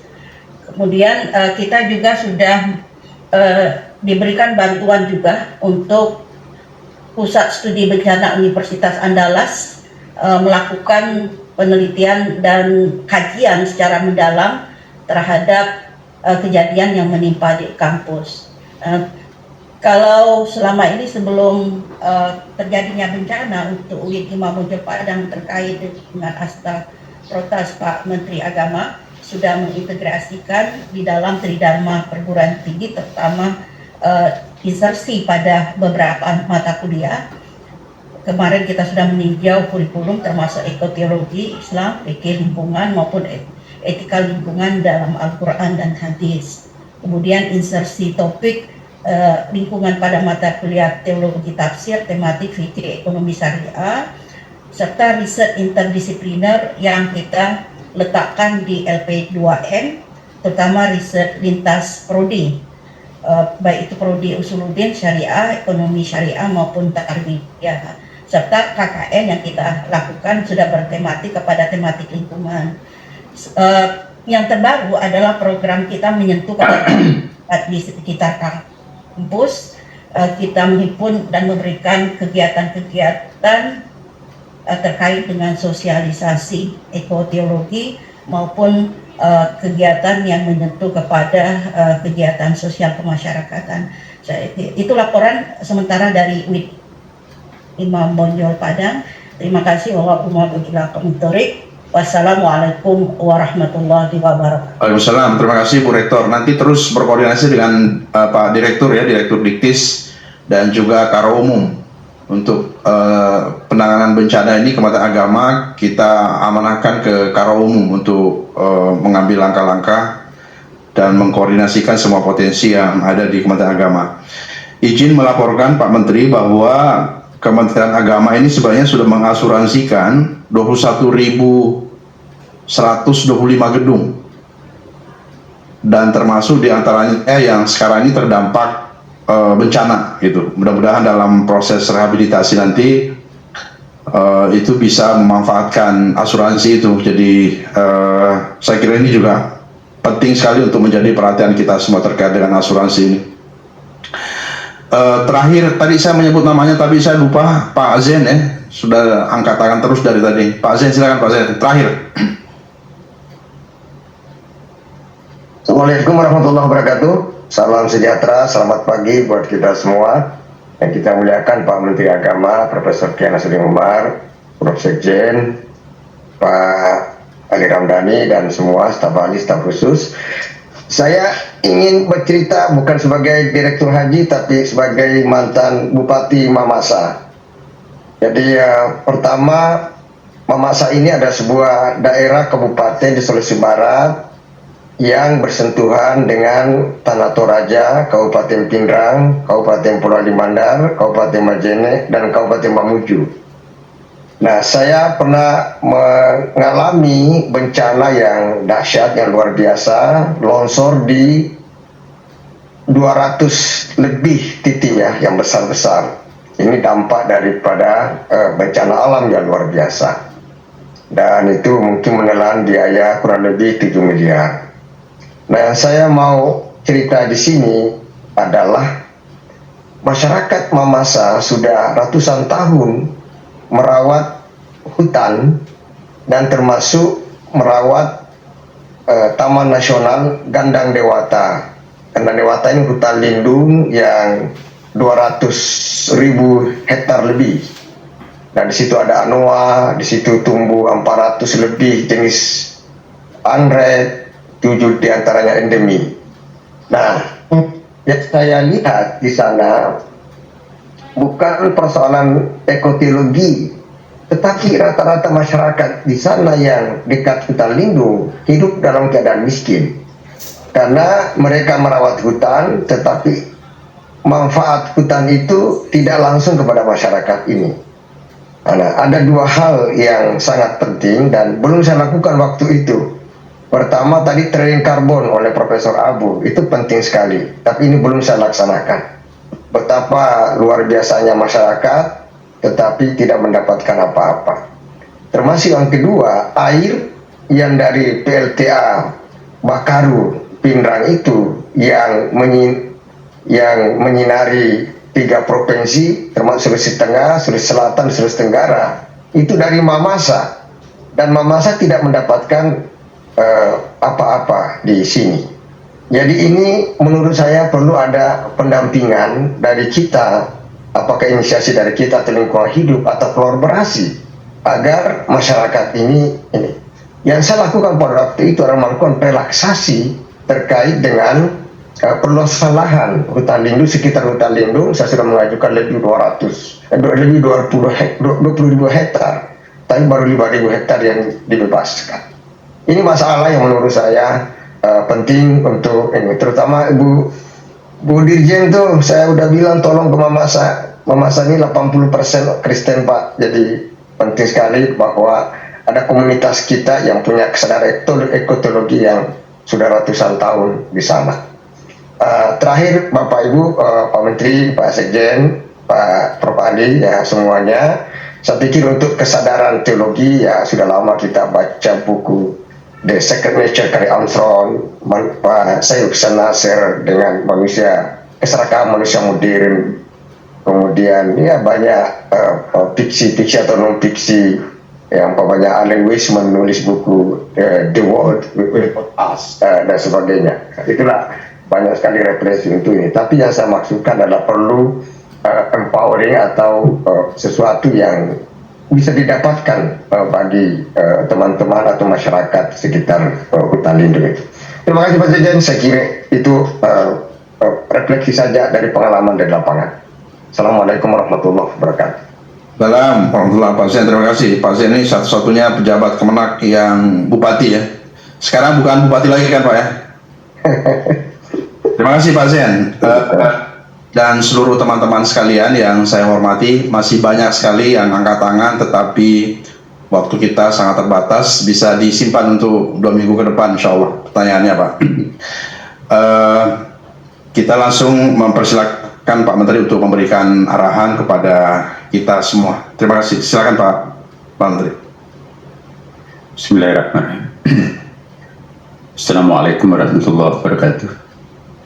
Selamat pagi dan salam sejahtera untuk kita semuanya. Salam Om Swastiastu, Namo Buddhaya, salam kebajikan. Saya menikmati diskusi teman-teman dari memang sejak awal berkesimpulan bahwa kapasitas kawan-kawan pejabat di Kementerian Agama itu adalah luar biasa ya, penguasaannya dari segi konsep dan juga teknis operasional. Bapak Ibu sekalian, alhamdulillah Coffee Morning atau breakfast meeting ini diam-diam juga ditiru oleh kawan-kawan kita dari instansi lainnya, bahwa memang cara yang paling efektif untuk melakukan hal-hal yang sehari-hari kita hadapi adalah melalui breakfast meeting seperti ini. Semua bisa berbicara apapun dan bersama-sama kita mendengarkan. Kalau hanya sesama Islam satu, tidak ada perluasan wawasan kawan-kawan yang lain. Bapak Ibu sekalian, info terakhir dari BNPB, jumlah yang meninggal itu 604 jiwa. Innalillahi. Jumlah yang hilang belum ditemukan 464 jiwa. Jumlah yang terluka 2,6 juta jiwa. Jumlah yang terdampak 1,5 juta jiwa. Kemudian yang mengungsi sekarang ini 570.000 juta jiwa, dan rumah rusak 3,5 juta unit untuk di 3 kabupaten ini, tiga daerah di provinsi ini. Nah, jadi sangat timely apa yang kita isukan di Kementerian Agama. Saya kira hampir 1 tahun kita sudah mengisukan ekologi. Nah, bulan-bulan terakhir ini baru diisukan oleh konferensi besar di Vatikan. Paus kemarin juga mengangkat ekologi. bahkan presiden kita pun juga sudah menyebut ekoteologi, dan dunia pun juga sadar betapa pentingnya untuk membahas ekoteologi ini. Jadi saya mohon sekali kepada kita semuanya, teman-teman Kementerian Agama khususnya, mari kita bersepakat bahwa isu yang kita kembangkan di Kementerian Agama ini, ekoteologi dan kurikulum cinta, jangan dilegitimasi, mendelegitimasi isu yang besar ini nggak enak ya. Jadi jangan sampai ada di antara kita nanti kemana-mana menganggap bahwa ini nggak benar, nggak prioritas ya. Jadi saya mohon kita sepakat lah, minimum kita ya tawakuf ya, karena ini terbukti bahwa sangat mendesak untuk kita bicarakan bersama. Saya sependapat dengan teman-teman dari tadi ya, bahwa tidak mungkin ada yang menyadarkan orang untuk berlingkungan hidup baik tanpa menggunakan bahasa agama. Ya, saya ingat juga di Vatikan kemarin tokoh-tokoh agama lain, termasuk juga Grand Sheikh Al-Azhar hadir juga di situ, dan mereka menganggap semuanya bahwa hanya bahasa agama yang mampu memberikan kesadaran mendasar terhadap masyarakat. Betapa pentingnya kita memperhatikan lingkungan ini. Tanpa persahabatan dengan lingkungan tidak ada kehidupan yang layak ya. Karena itu hal-hal yang perlu kita bicarakan ke depan Kementerian Agama. Saya kembali kepada topik kita hari ini ya, bahwa mari kita jadikan restrukturisasi Kementerian Agama ini sebagai timing yang sangat tepat untuk melakukan sekaligus ya, mengevaluasi ulang misi Kementerian Agama ke depan. Karena itu lokakarya yang kita akan lakukan nanti bertahap itu ya, kita akan melibatkan stakeholders lintas agama. Apa sih harapan masyarakat Indonesia terutama terhadap Kementerian Agamanya? Biar mereka merasa memiliki Kementerian Agama, kita libatkan mereka. Kita bisa sih melakukan tanpa melibatkan mereka, tapi nanti kita takut krisis partisipasi. Wah, itu kan maunya Menteri Agama, itu kan maunya pejabatnya. Nah, kita ingin bagaimana Kementerian Agama ini dimiliki oleh semua pihak. Itu sangat penting. Karena itu juga saya mohon pada kita semuanya, isu-isu yang ada di Kementerian Agama ini kita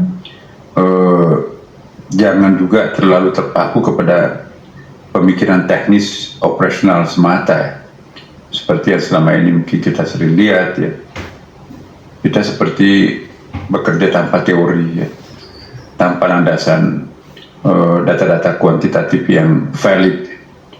Maka itu berbanding lurus dengan keterampilan teknis yang kita akan lakukan, juga didukung oleh sebuah arahan yang sifatnya konseptual ya kan.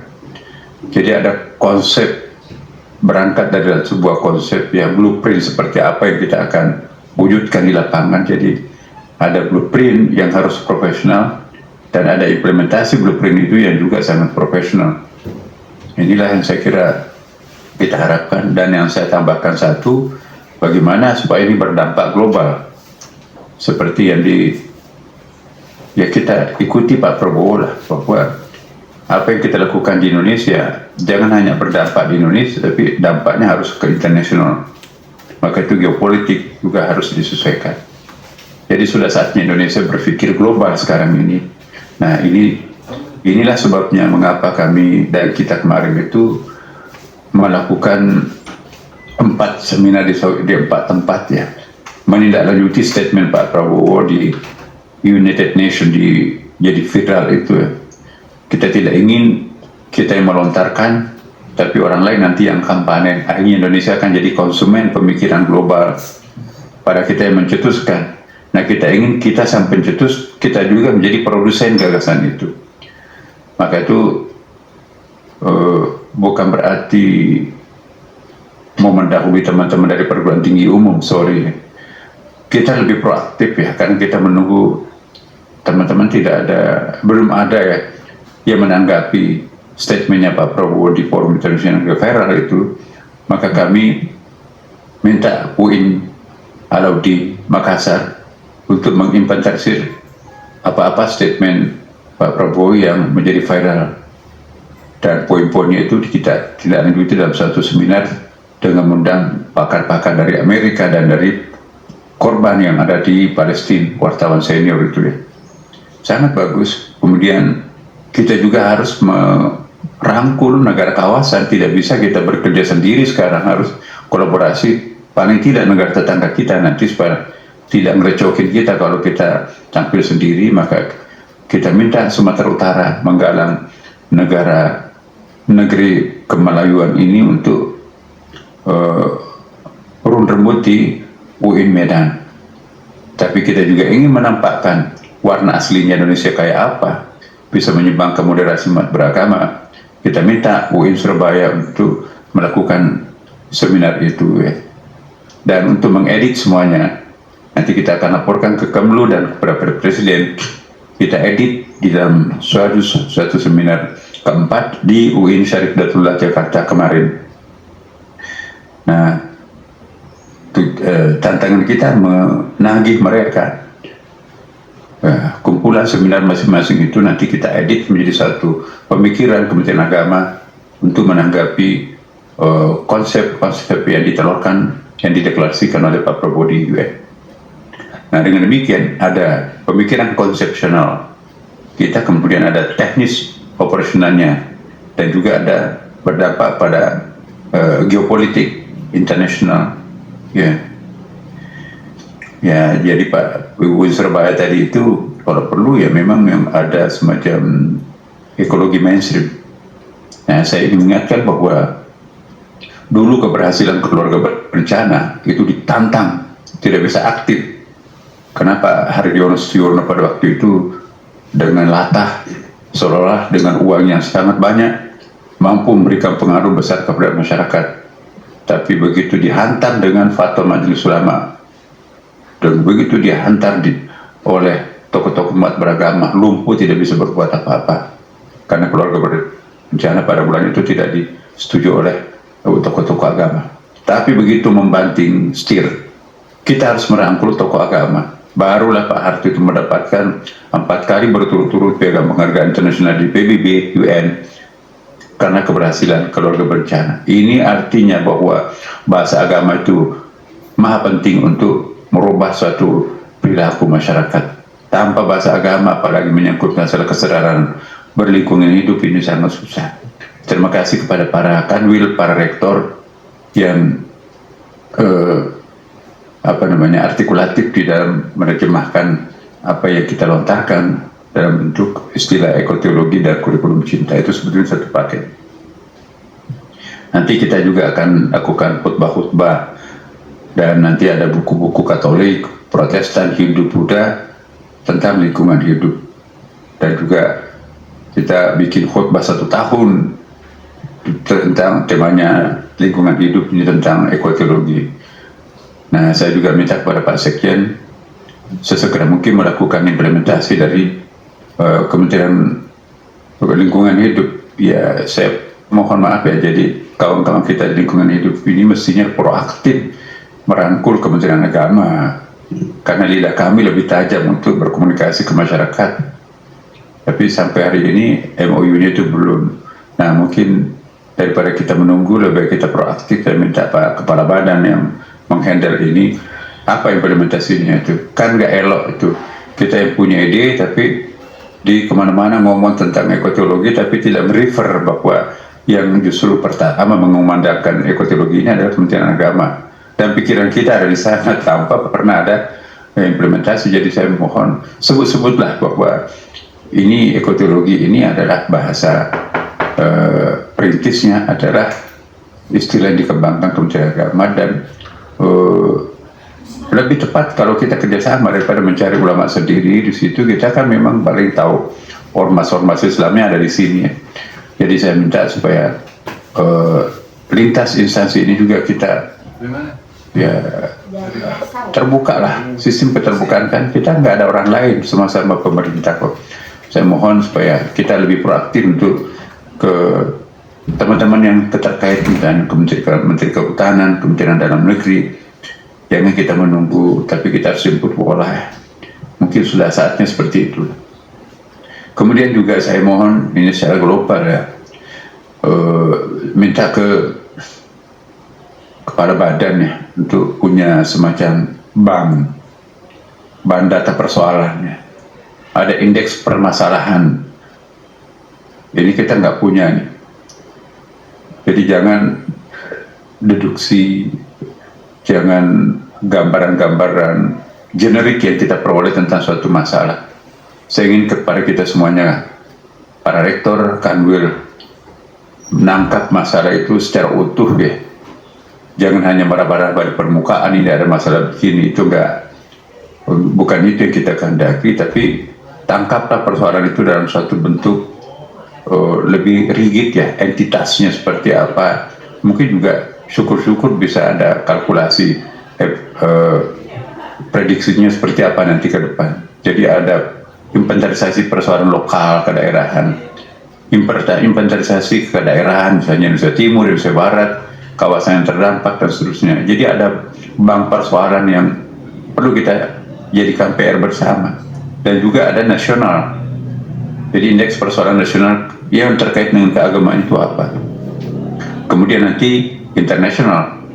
Ya tadi mengikuti gayanya Pak Presiden kita, memang itu kita harapkan seperti itu. Ada regionalnya dan ada globalnya. Jadi ada lokal, regional, nasional, internasional. Internasional itu ada regionalnya, Asia Tenggara misalnya, globalnya semuanya lintas negara. Nah itu kemudian juga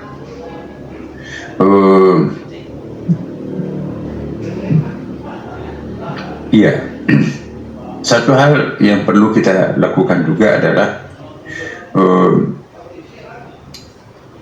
pemantauan atau pemotretan kita itu secara internasional, secara global ya, tidak hanya melihat dari konteks kacamata nasional kita ya, tapi seluruh kementerian program-program kita Kementerian Agama ke depan ini itu serasi seirama dengan asas-asas presiden yang memang kita lihat itu ya, itu sifatnya global tuh, geopolitiknya bukan hanya di Indonesia, kawasan Asia Tenggara, tapi itu beliau tuh keliling semuanya, dan itu bukan tanpa alasan dan bukan percuma, memenuhi hasil sekarang ini. Nah ini sangat penting buat kita karena arus globalisasi sekarang ini terlalu cepat melampaui kesiapan kita untuk mempersiapkan diri secara mental, moral. Artificial intelligence ini sudah demikian kencang ya, kalau kita nggak proaktif untuk merumuskan persoalan apa yang bisa diraih nanti ke depan seperti apa. Orang bisa bikin manusia nanti itu ke depan dengan menggunakan teknologi artificial intelligence ini. Ya saya juga melihat kemarin di Italia itu hal-hal yang sangat mencemaskan dalam dunia kemanusiaan kalau tidak ada semacam spiritual direction dari kita semuanya tokoh-tokoh agama.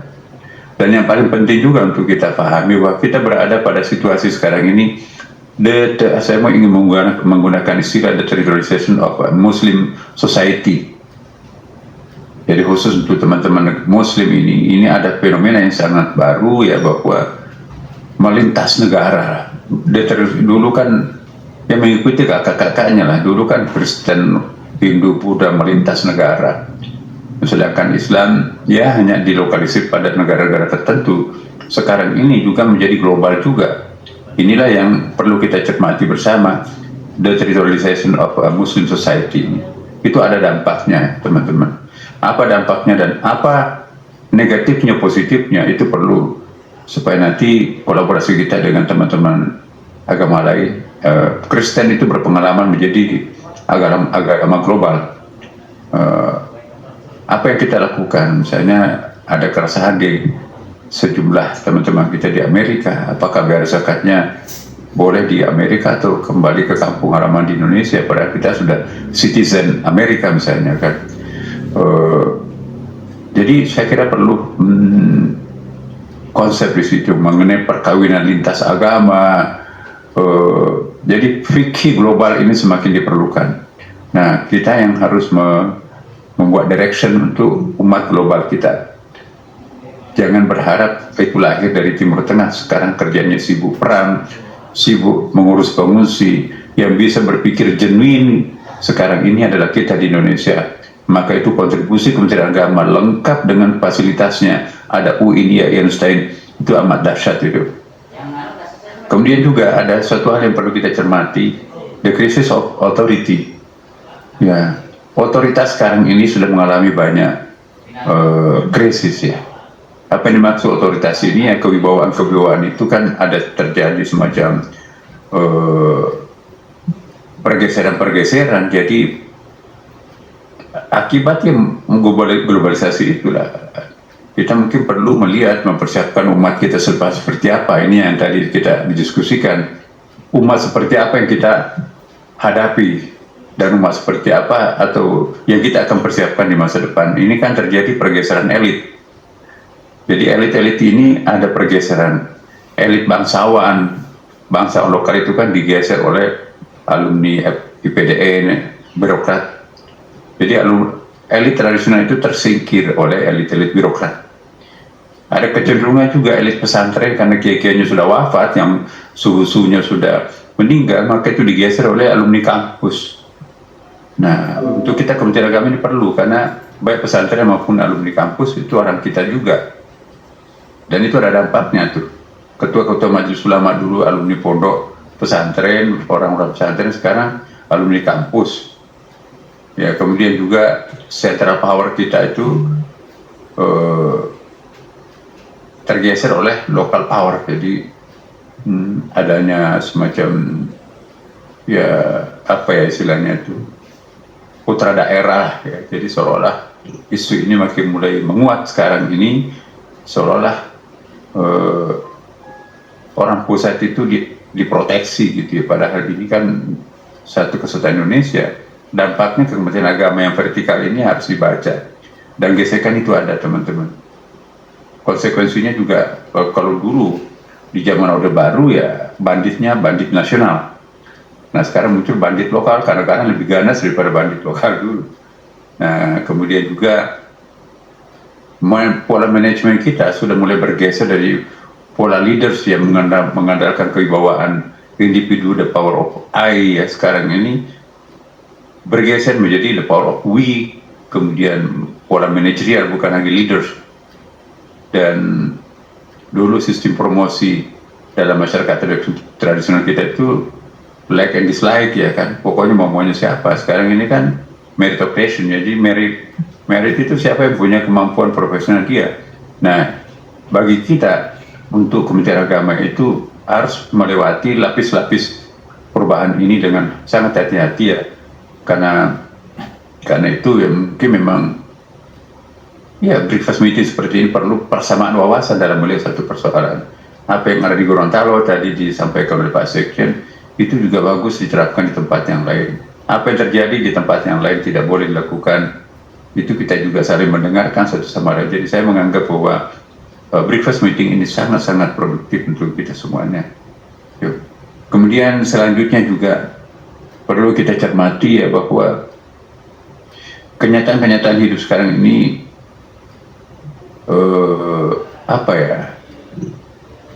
terjadi semacam individualization of religiosity ya. Jadi keagamaan kita itu menjadi pribadi. Dulu kan di kolektivitas kita itu, sekarang ini ya kita seperti di negara barat ya, agama itu urusan privat ya kan.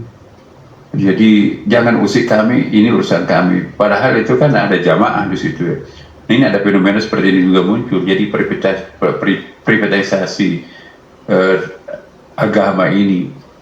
Ya jangan urus kami. Itu kan anak saya mau kawin dengan non Muslim misalnya, itu urusan kami. Karena padahal satu sisi juga ada hal-hal tertentu yang harus kita ikuti secara kolektif di sini. Jadi ini juga tantangan yang perlu dibaca secara digital. Jadi kita ada bank persoalan, dan itu nanti kita siapkan juga bank solusinya sekaligus. Nah jadi persoalan theological shock nih, jadi bukan economical shock, bukan political shock, tapi theological shock juga ada dalam masyarakat. Bagaimana masyarakat kita itu hanya yang selama ini belajar tentang teologi Ahlus Sunnah versi Bukhara, tiba-tiba kita loncat ke Maturidi, Samarkand, bahkan Mu'tazilah. Jadi sementara tetangga kita Malaysia itu masih Asy'ari, ya. Nah kita di Indonesia ini lepas menjadi ya Gus Dur, Cak Nur, itu ada faktornya di situ itu untuk melenturkan teologi Asy'ari. Sekarang ini kita nggak sadar itu bahwa kalau disstatistikan ini mungkin kita tinggal minoritas teologi Asy'arinya di Indonesia ini. Kita berada pada teologi Samarkand, ya, satu lapis di bawah Mu'tazilah, 3 lapis di atas teosentrik Jabari itu kan.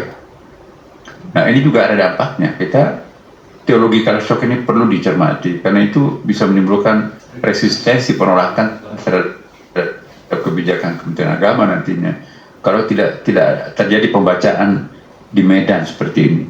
Saya mohon kepada rekan-rekan para rektor, penelitiannya seperti inilah yang perlu kita jadi arahkan disertasi itu, S3, S2 itu yang kontributif terhadap masalah lingkungan sosialnya, lingkungan budayanya, dan lingkungan biologis, geografisnya juga. Supaya nanti itu disertasi itu ada kontribusinya terhadap bangsa dan negara kan. Nah, kemudian juga ada persoalan ini balancing power antara pusat dan daerah. Ini ada isu-isu sebetulnya teman-teman.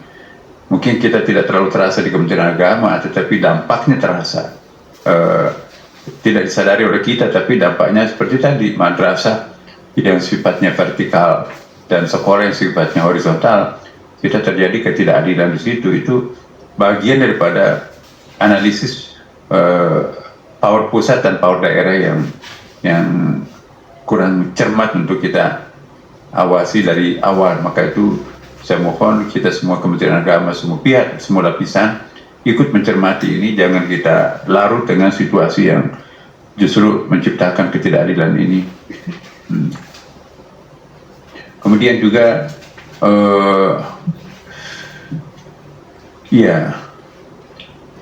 kita juga perlu sedikit memahami dalam membuat satu program itu perkembangan ekonomi makro dan ekonomi mikro kita di tanah air ini.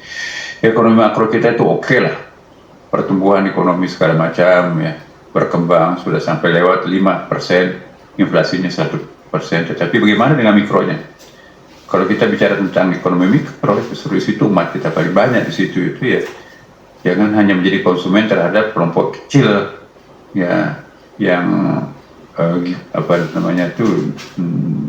kita tidak ingin seperti itu, bahwa kelompok kecil yang kaya semakin kaya, yang miskin semakin miskin.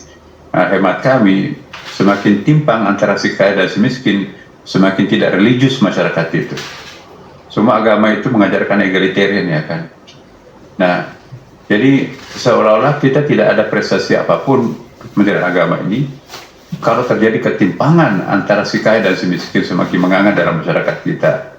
Nah ini harus ada kontribusi keagamaannya. Ingat Max Weber ya kan, sejarah lahirnya Protestan itu kan pemberontakan tuh ya, maka itu disebut Protestan. Nah jadi kita ingin persiapan Kementerian Agama ke depan itu bukannya sekedar melakukan mengcopy paste program masa lampau, ini kita lakukan ini, tapi tanpa ada pembumian kontekstualisasi the real of our society sekarang ini ya. Saya kira ini teman-teman perlu cermat bersama, itulah maknanya lokakarya yang kita akan lakukan itu ya. Ya, kemudian juga ketimpangan SDM pusat dan daerah ini sangat terasa kan teman-teman. Pejabat pusat begitu fasihnya berbahasa canggih, tetapi begitu kita ke daerah paham istilahnya pun juga apa itu teologi, ekoteologi enggak. Ya, jadi ini perlu ada pemerataan wawasan juga. Ya, maka itu tertulis dan juga intensitas komunikasi perguruan tinggi ke lingkungan sekitarnya itu sangat penting. Jangan sebuah perguruan tinggi kita itu menara gading. Ya, asyik dengan dirinya sendiri, tidak memikirkan lingkungan masyarakatnya. Ingat, UIN, Einstein itu bukan lembaga keilmuan murni seperti perguruan tinggi umum yang lain.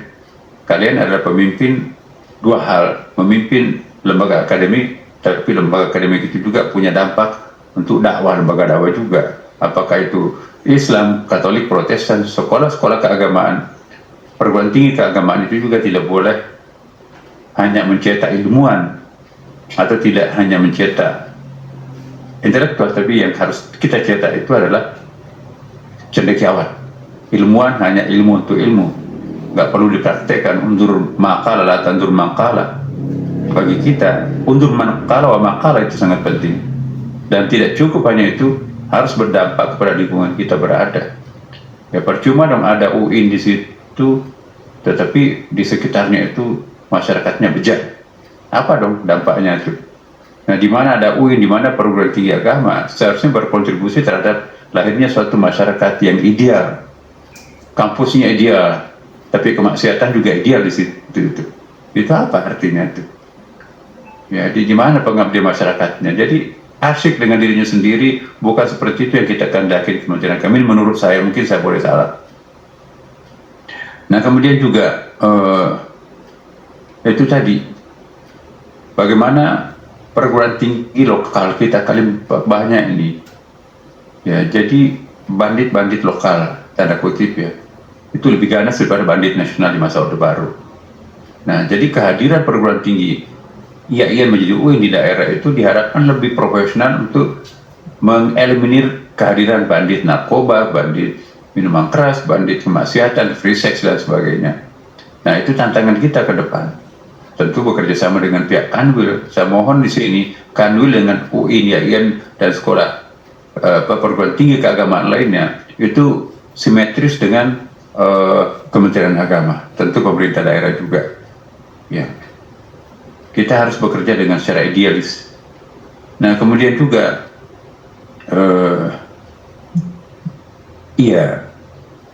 mencermati terjadinya fenomena pembengkakan kualitas umat nih. Jadi bukan persoalannya ada konflik misalnya di NU sekarang ini, mungkin di ormas yang lain dulu. Saya melihat itu ada dampak akibat dari tumbuhnya pembengkakan kualitas umat. Dulu apa kata Kiai, memang dia terpintar di tempat itu. Tapi sekarang anak santrinya pintar-pintar semuanya. Semakin pintar seseorang itu kan semakin kreatif dan semakin berani berpikir lain.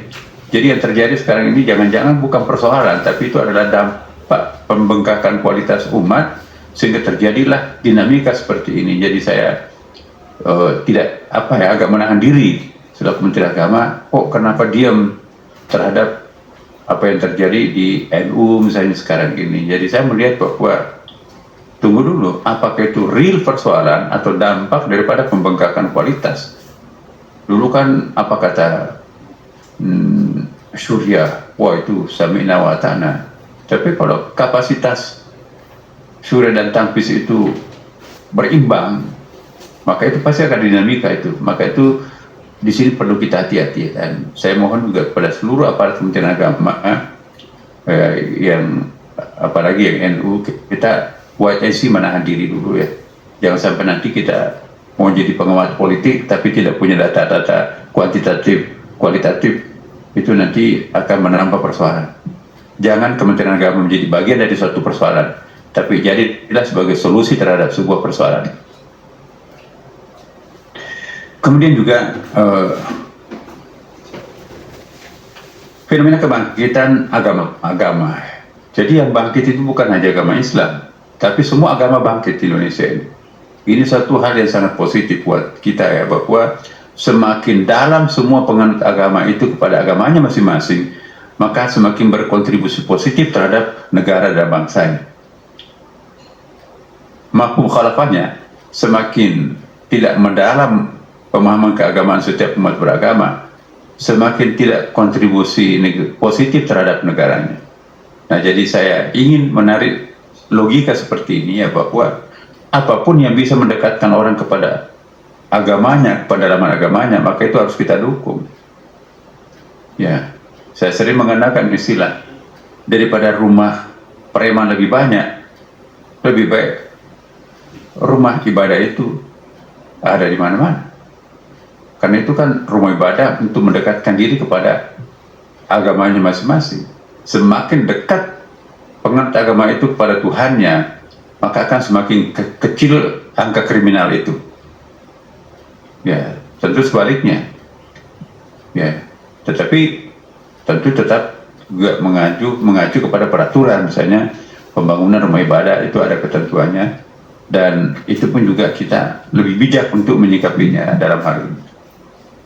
Kemudian juga yang perlu kita cermati, ya tadi perubahan-perubahan masyarakat ini dari religiousness, kesalehan individu sekarang ini, kita dituntut untuk bagaimana mewujudkan kesalehan sosial.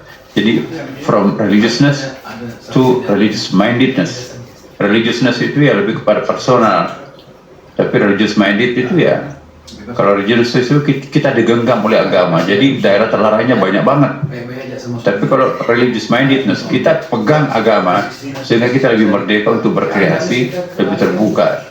Nah, saya kira ini positif untuk salah satu misi Kementerian Agama adalah bagaimana mentransformasikan masyarakat yang religiousness menjadi religious mindedness. Itu tantangannya perguruan tinggi. Kemudian juga dari tradisional konvensional, tentu yang kita harapkan adalah modern kontemporer. Kontemporer modern itu sangat kita perlukan dalam era kekinian ini. Ya. Iya. Pergeseran norma-norma keluarga. Masya Allah. Jangan hanya kita menerima kenyataan bahwa angka perceraian itu semakin tinggi dan kita melakukan penekanan, tapi juga menimbulkan dampak. Kalau begitu jangan kawin. Jadi muncullah sekarang ini fenomena untuk menghindari perkawinan, lebih asik sendiri, ya. Nggak ada yang gangguin anak, nggak ada yang gangguin suami, nggak ada yang gangguin istri, macam-macam. Nah, ini juga berbahaya. Dan ini Perancis kan seperti itu di negara Eropa, meninggalkan perkawinan. Ya, kenapa? Karena anak merepotkan, suami atau istri merepotkan. Kita bisa bersahabat dengan diri kita sendiri kok. Nah, tidak perlu rumah besar, tidak perlu ngantar ke sekolah macam-macam. Itu kan egosentrisme kita itu sebagai individu. Apakah itu seperti itu yang kita akan lahirkan di Indonesia? Saya kira enggak. Kan ada hadis kata kasar itu kan, tapi bukan tanpa terkendali juga. Nah, jadi kita perlu menatap masa depan umat ini seperti apa. Ya, kita besok berhenti jadi pejabat, tetapi amal jariah kita untuk menciptakan pangkalan pendaratan masyarakat masa depan yang ideal itu harus kita ciptakan sekarang ini. Kalau kita berpikir sesaat, besok saya diganti, ngapain mikir macam-macam. Saya kira bukan begitu Kementerian Agama. Bagaimana mewariskan suatu legacy yang produktif untuk masa depan. Dan ini yang tema seminar kita, mempersiapkan umat masa depan. Itu bisa 30 tahun, 40 tahun akan datang, dan seterusnya. Kemudian juga,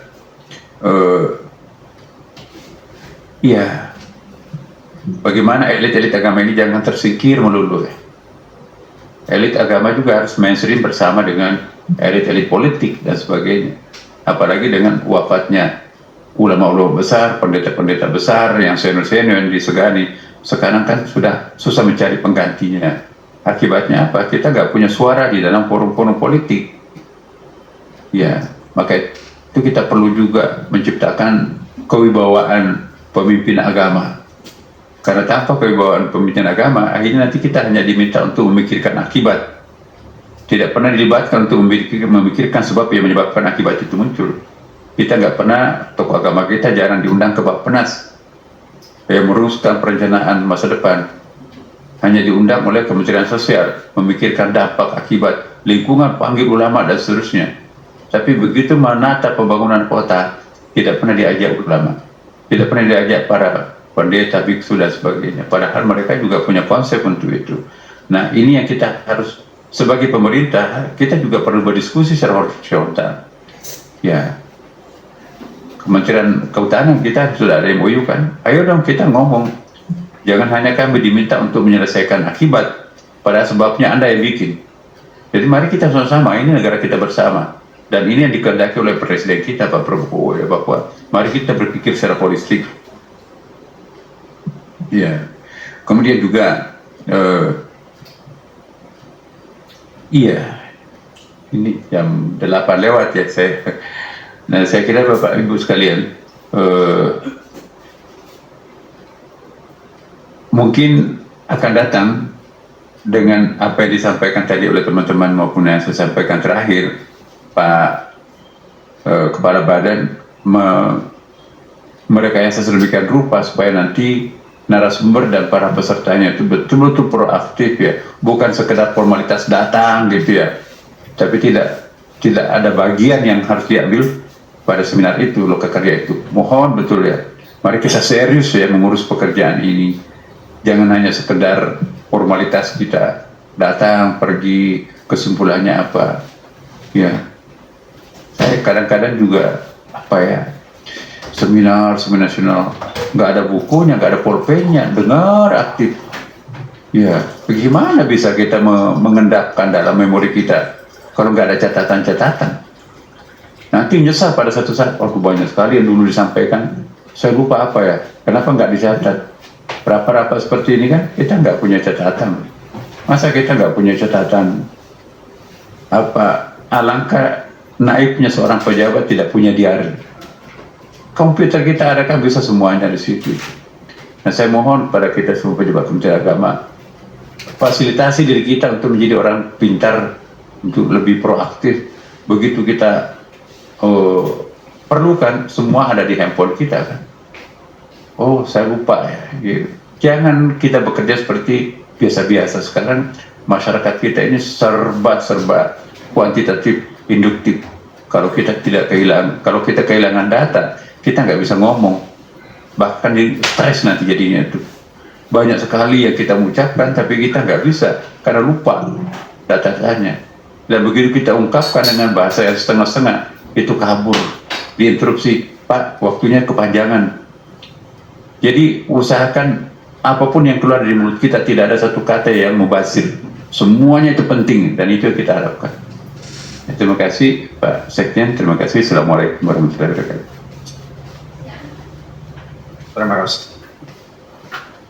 Terima kasih Pak Menteri. Belum ditutup, apa boleh saya mengusulkan untuk penanganan tindak lanjut bencana ini, pengaturan bantuan sekarang dibentuk Satgas Pak, untuk dibentuk satuan tugas untuk tindak lanjut penanganan bantuan di 3 lokasi. Terima kasih Pak. Jadi sudah sebenarnya sementara ini, bukan sementara tapi sudah saya inikan ke Pak Aceng, Karo Umum kita, untuk terus berkoordinasi dan sudah melakukan koordinasi dengan bimas-bimas terkait, Pendis, Islam, dan juga bimas yang lain. Sudah terkoordinasi Pak, dan seperti yang kita laporkan tadi malam sudah terkumpul cukup sekian anggaran ya, sekian dana dan itu akan terus berlanjut. Bahkan sudah ada kirisnya juga, seharusnya ada di sini, ada kirisnya, dan ini saya kira akan dilakukan secara nasional. Kak Kanwil, Pak Rektor juga saya sudah sampaikan untuk terus berkoordinasi dengan Karo Umum sebagai PIC yang akan melaksanakan amanah ini. Terima kasih Bapak Ibu sekalian. Pak Kabar, terima kasih atas presentasinya. Saya sebenarnya ingin memberikan waktu sedikit tapi sudah jam 8 lewat ini. Mohon dicatat saja. Peserta terakhir 721 ini turun Pak, semangat kita turun. Mungkin nanti kedepannya mohon para rektor, Pak Kanwil mengajak teman-teman ya, misalnya dekan-dekan yang ada di kampus juga perlu kita ikutkan. Nanti teknisnya kita serahkan ke Pak Irjen untuk terus agar peserta bisa di atas 1000. Terima kasih semuanya, kurang lebihnya mohon dimaafkan. Assalamualaikum warahmatullahi wabarakatuh.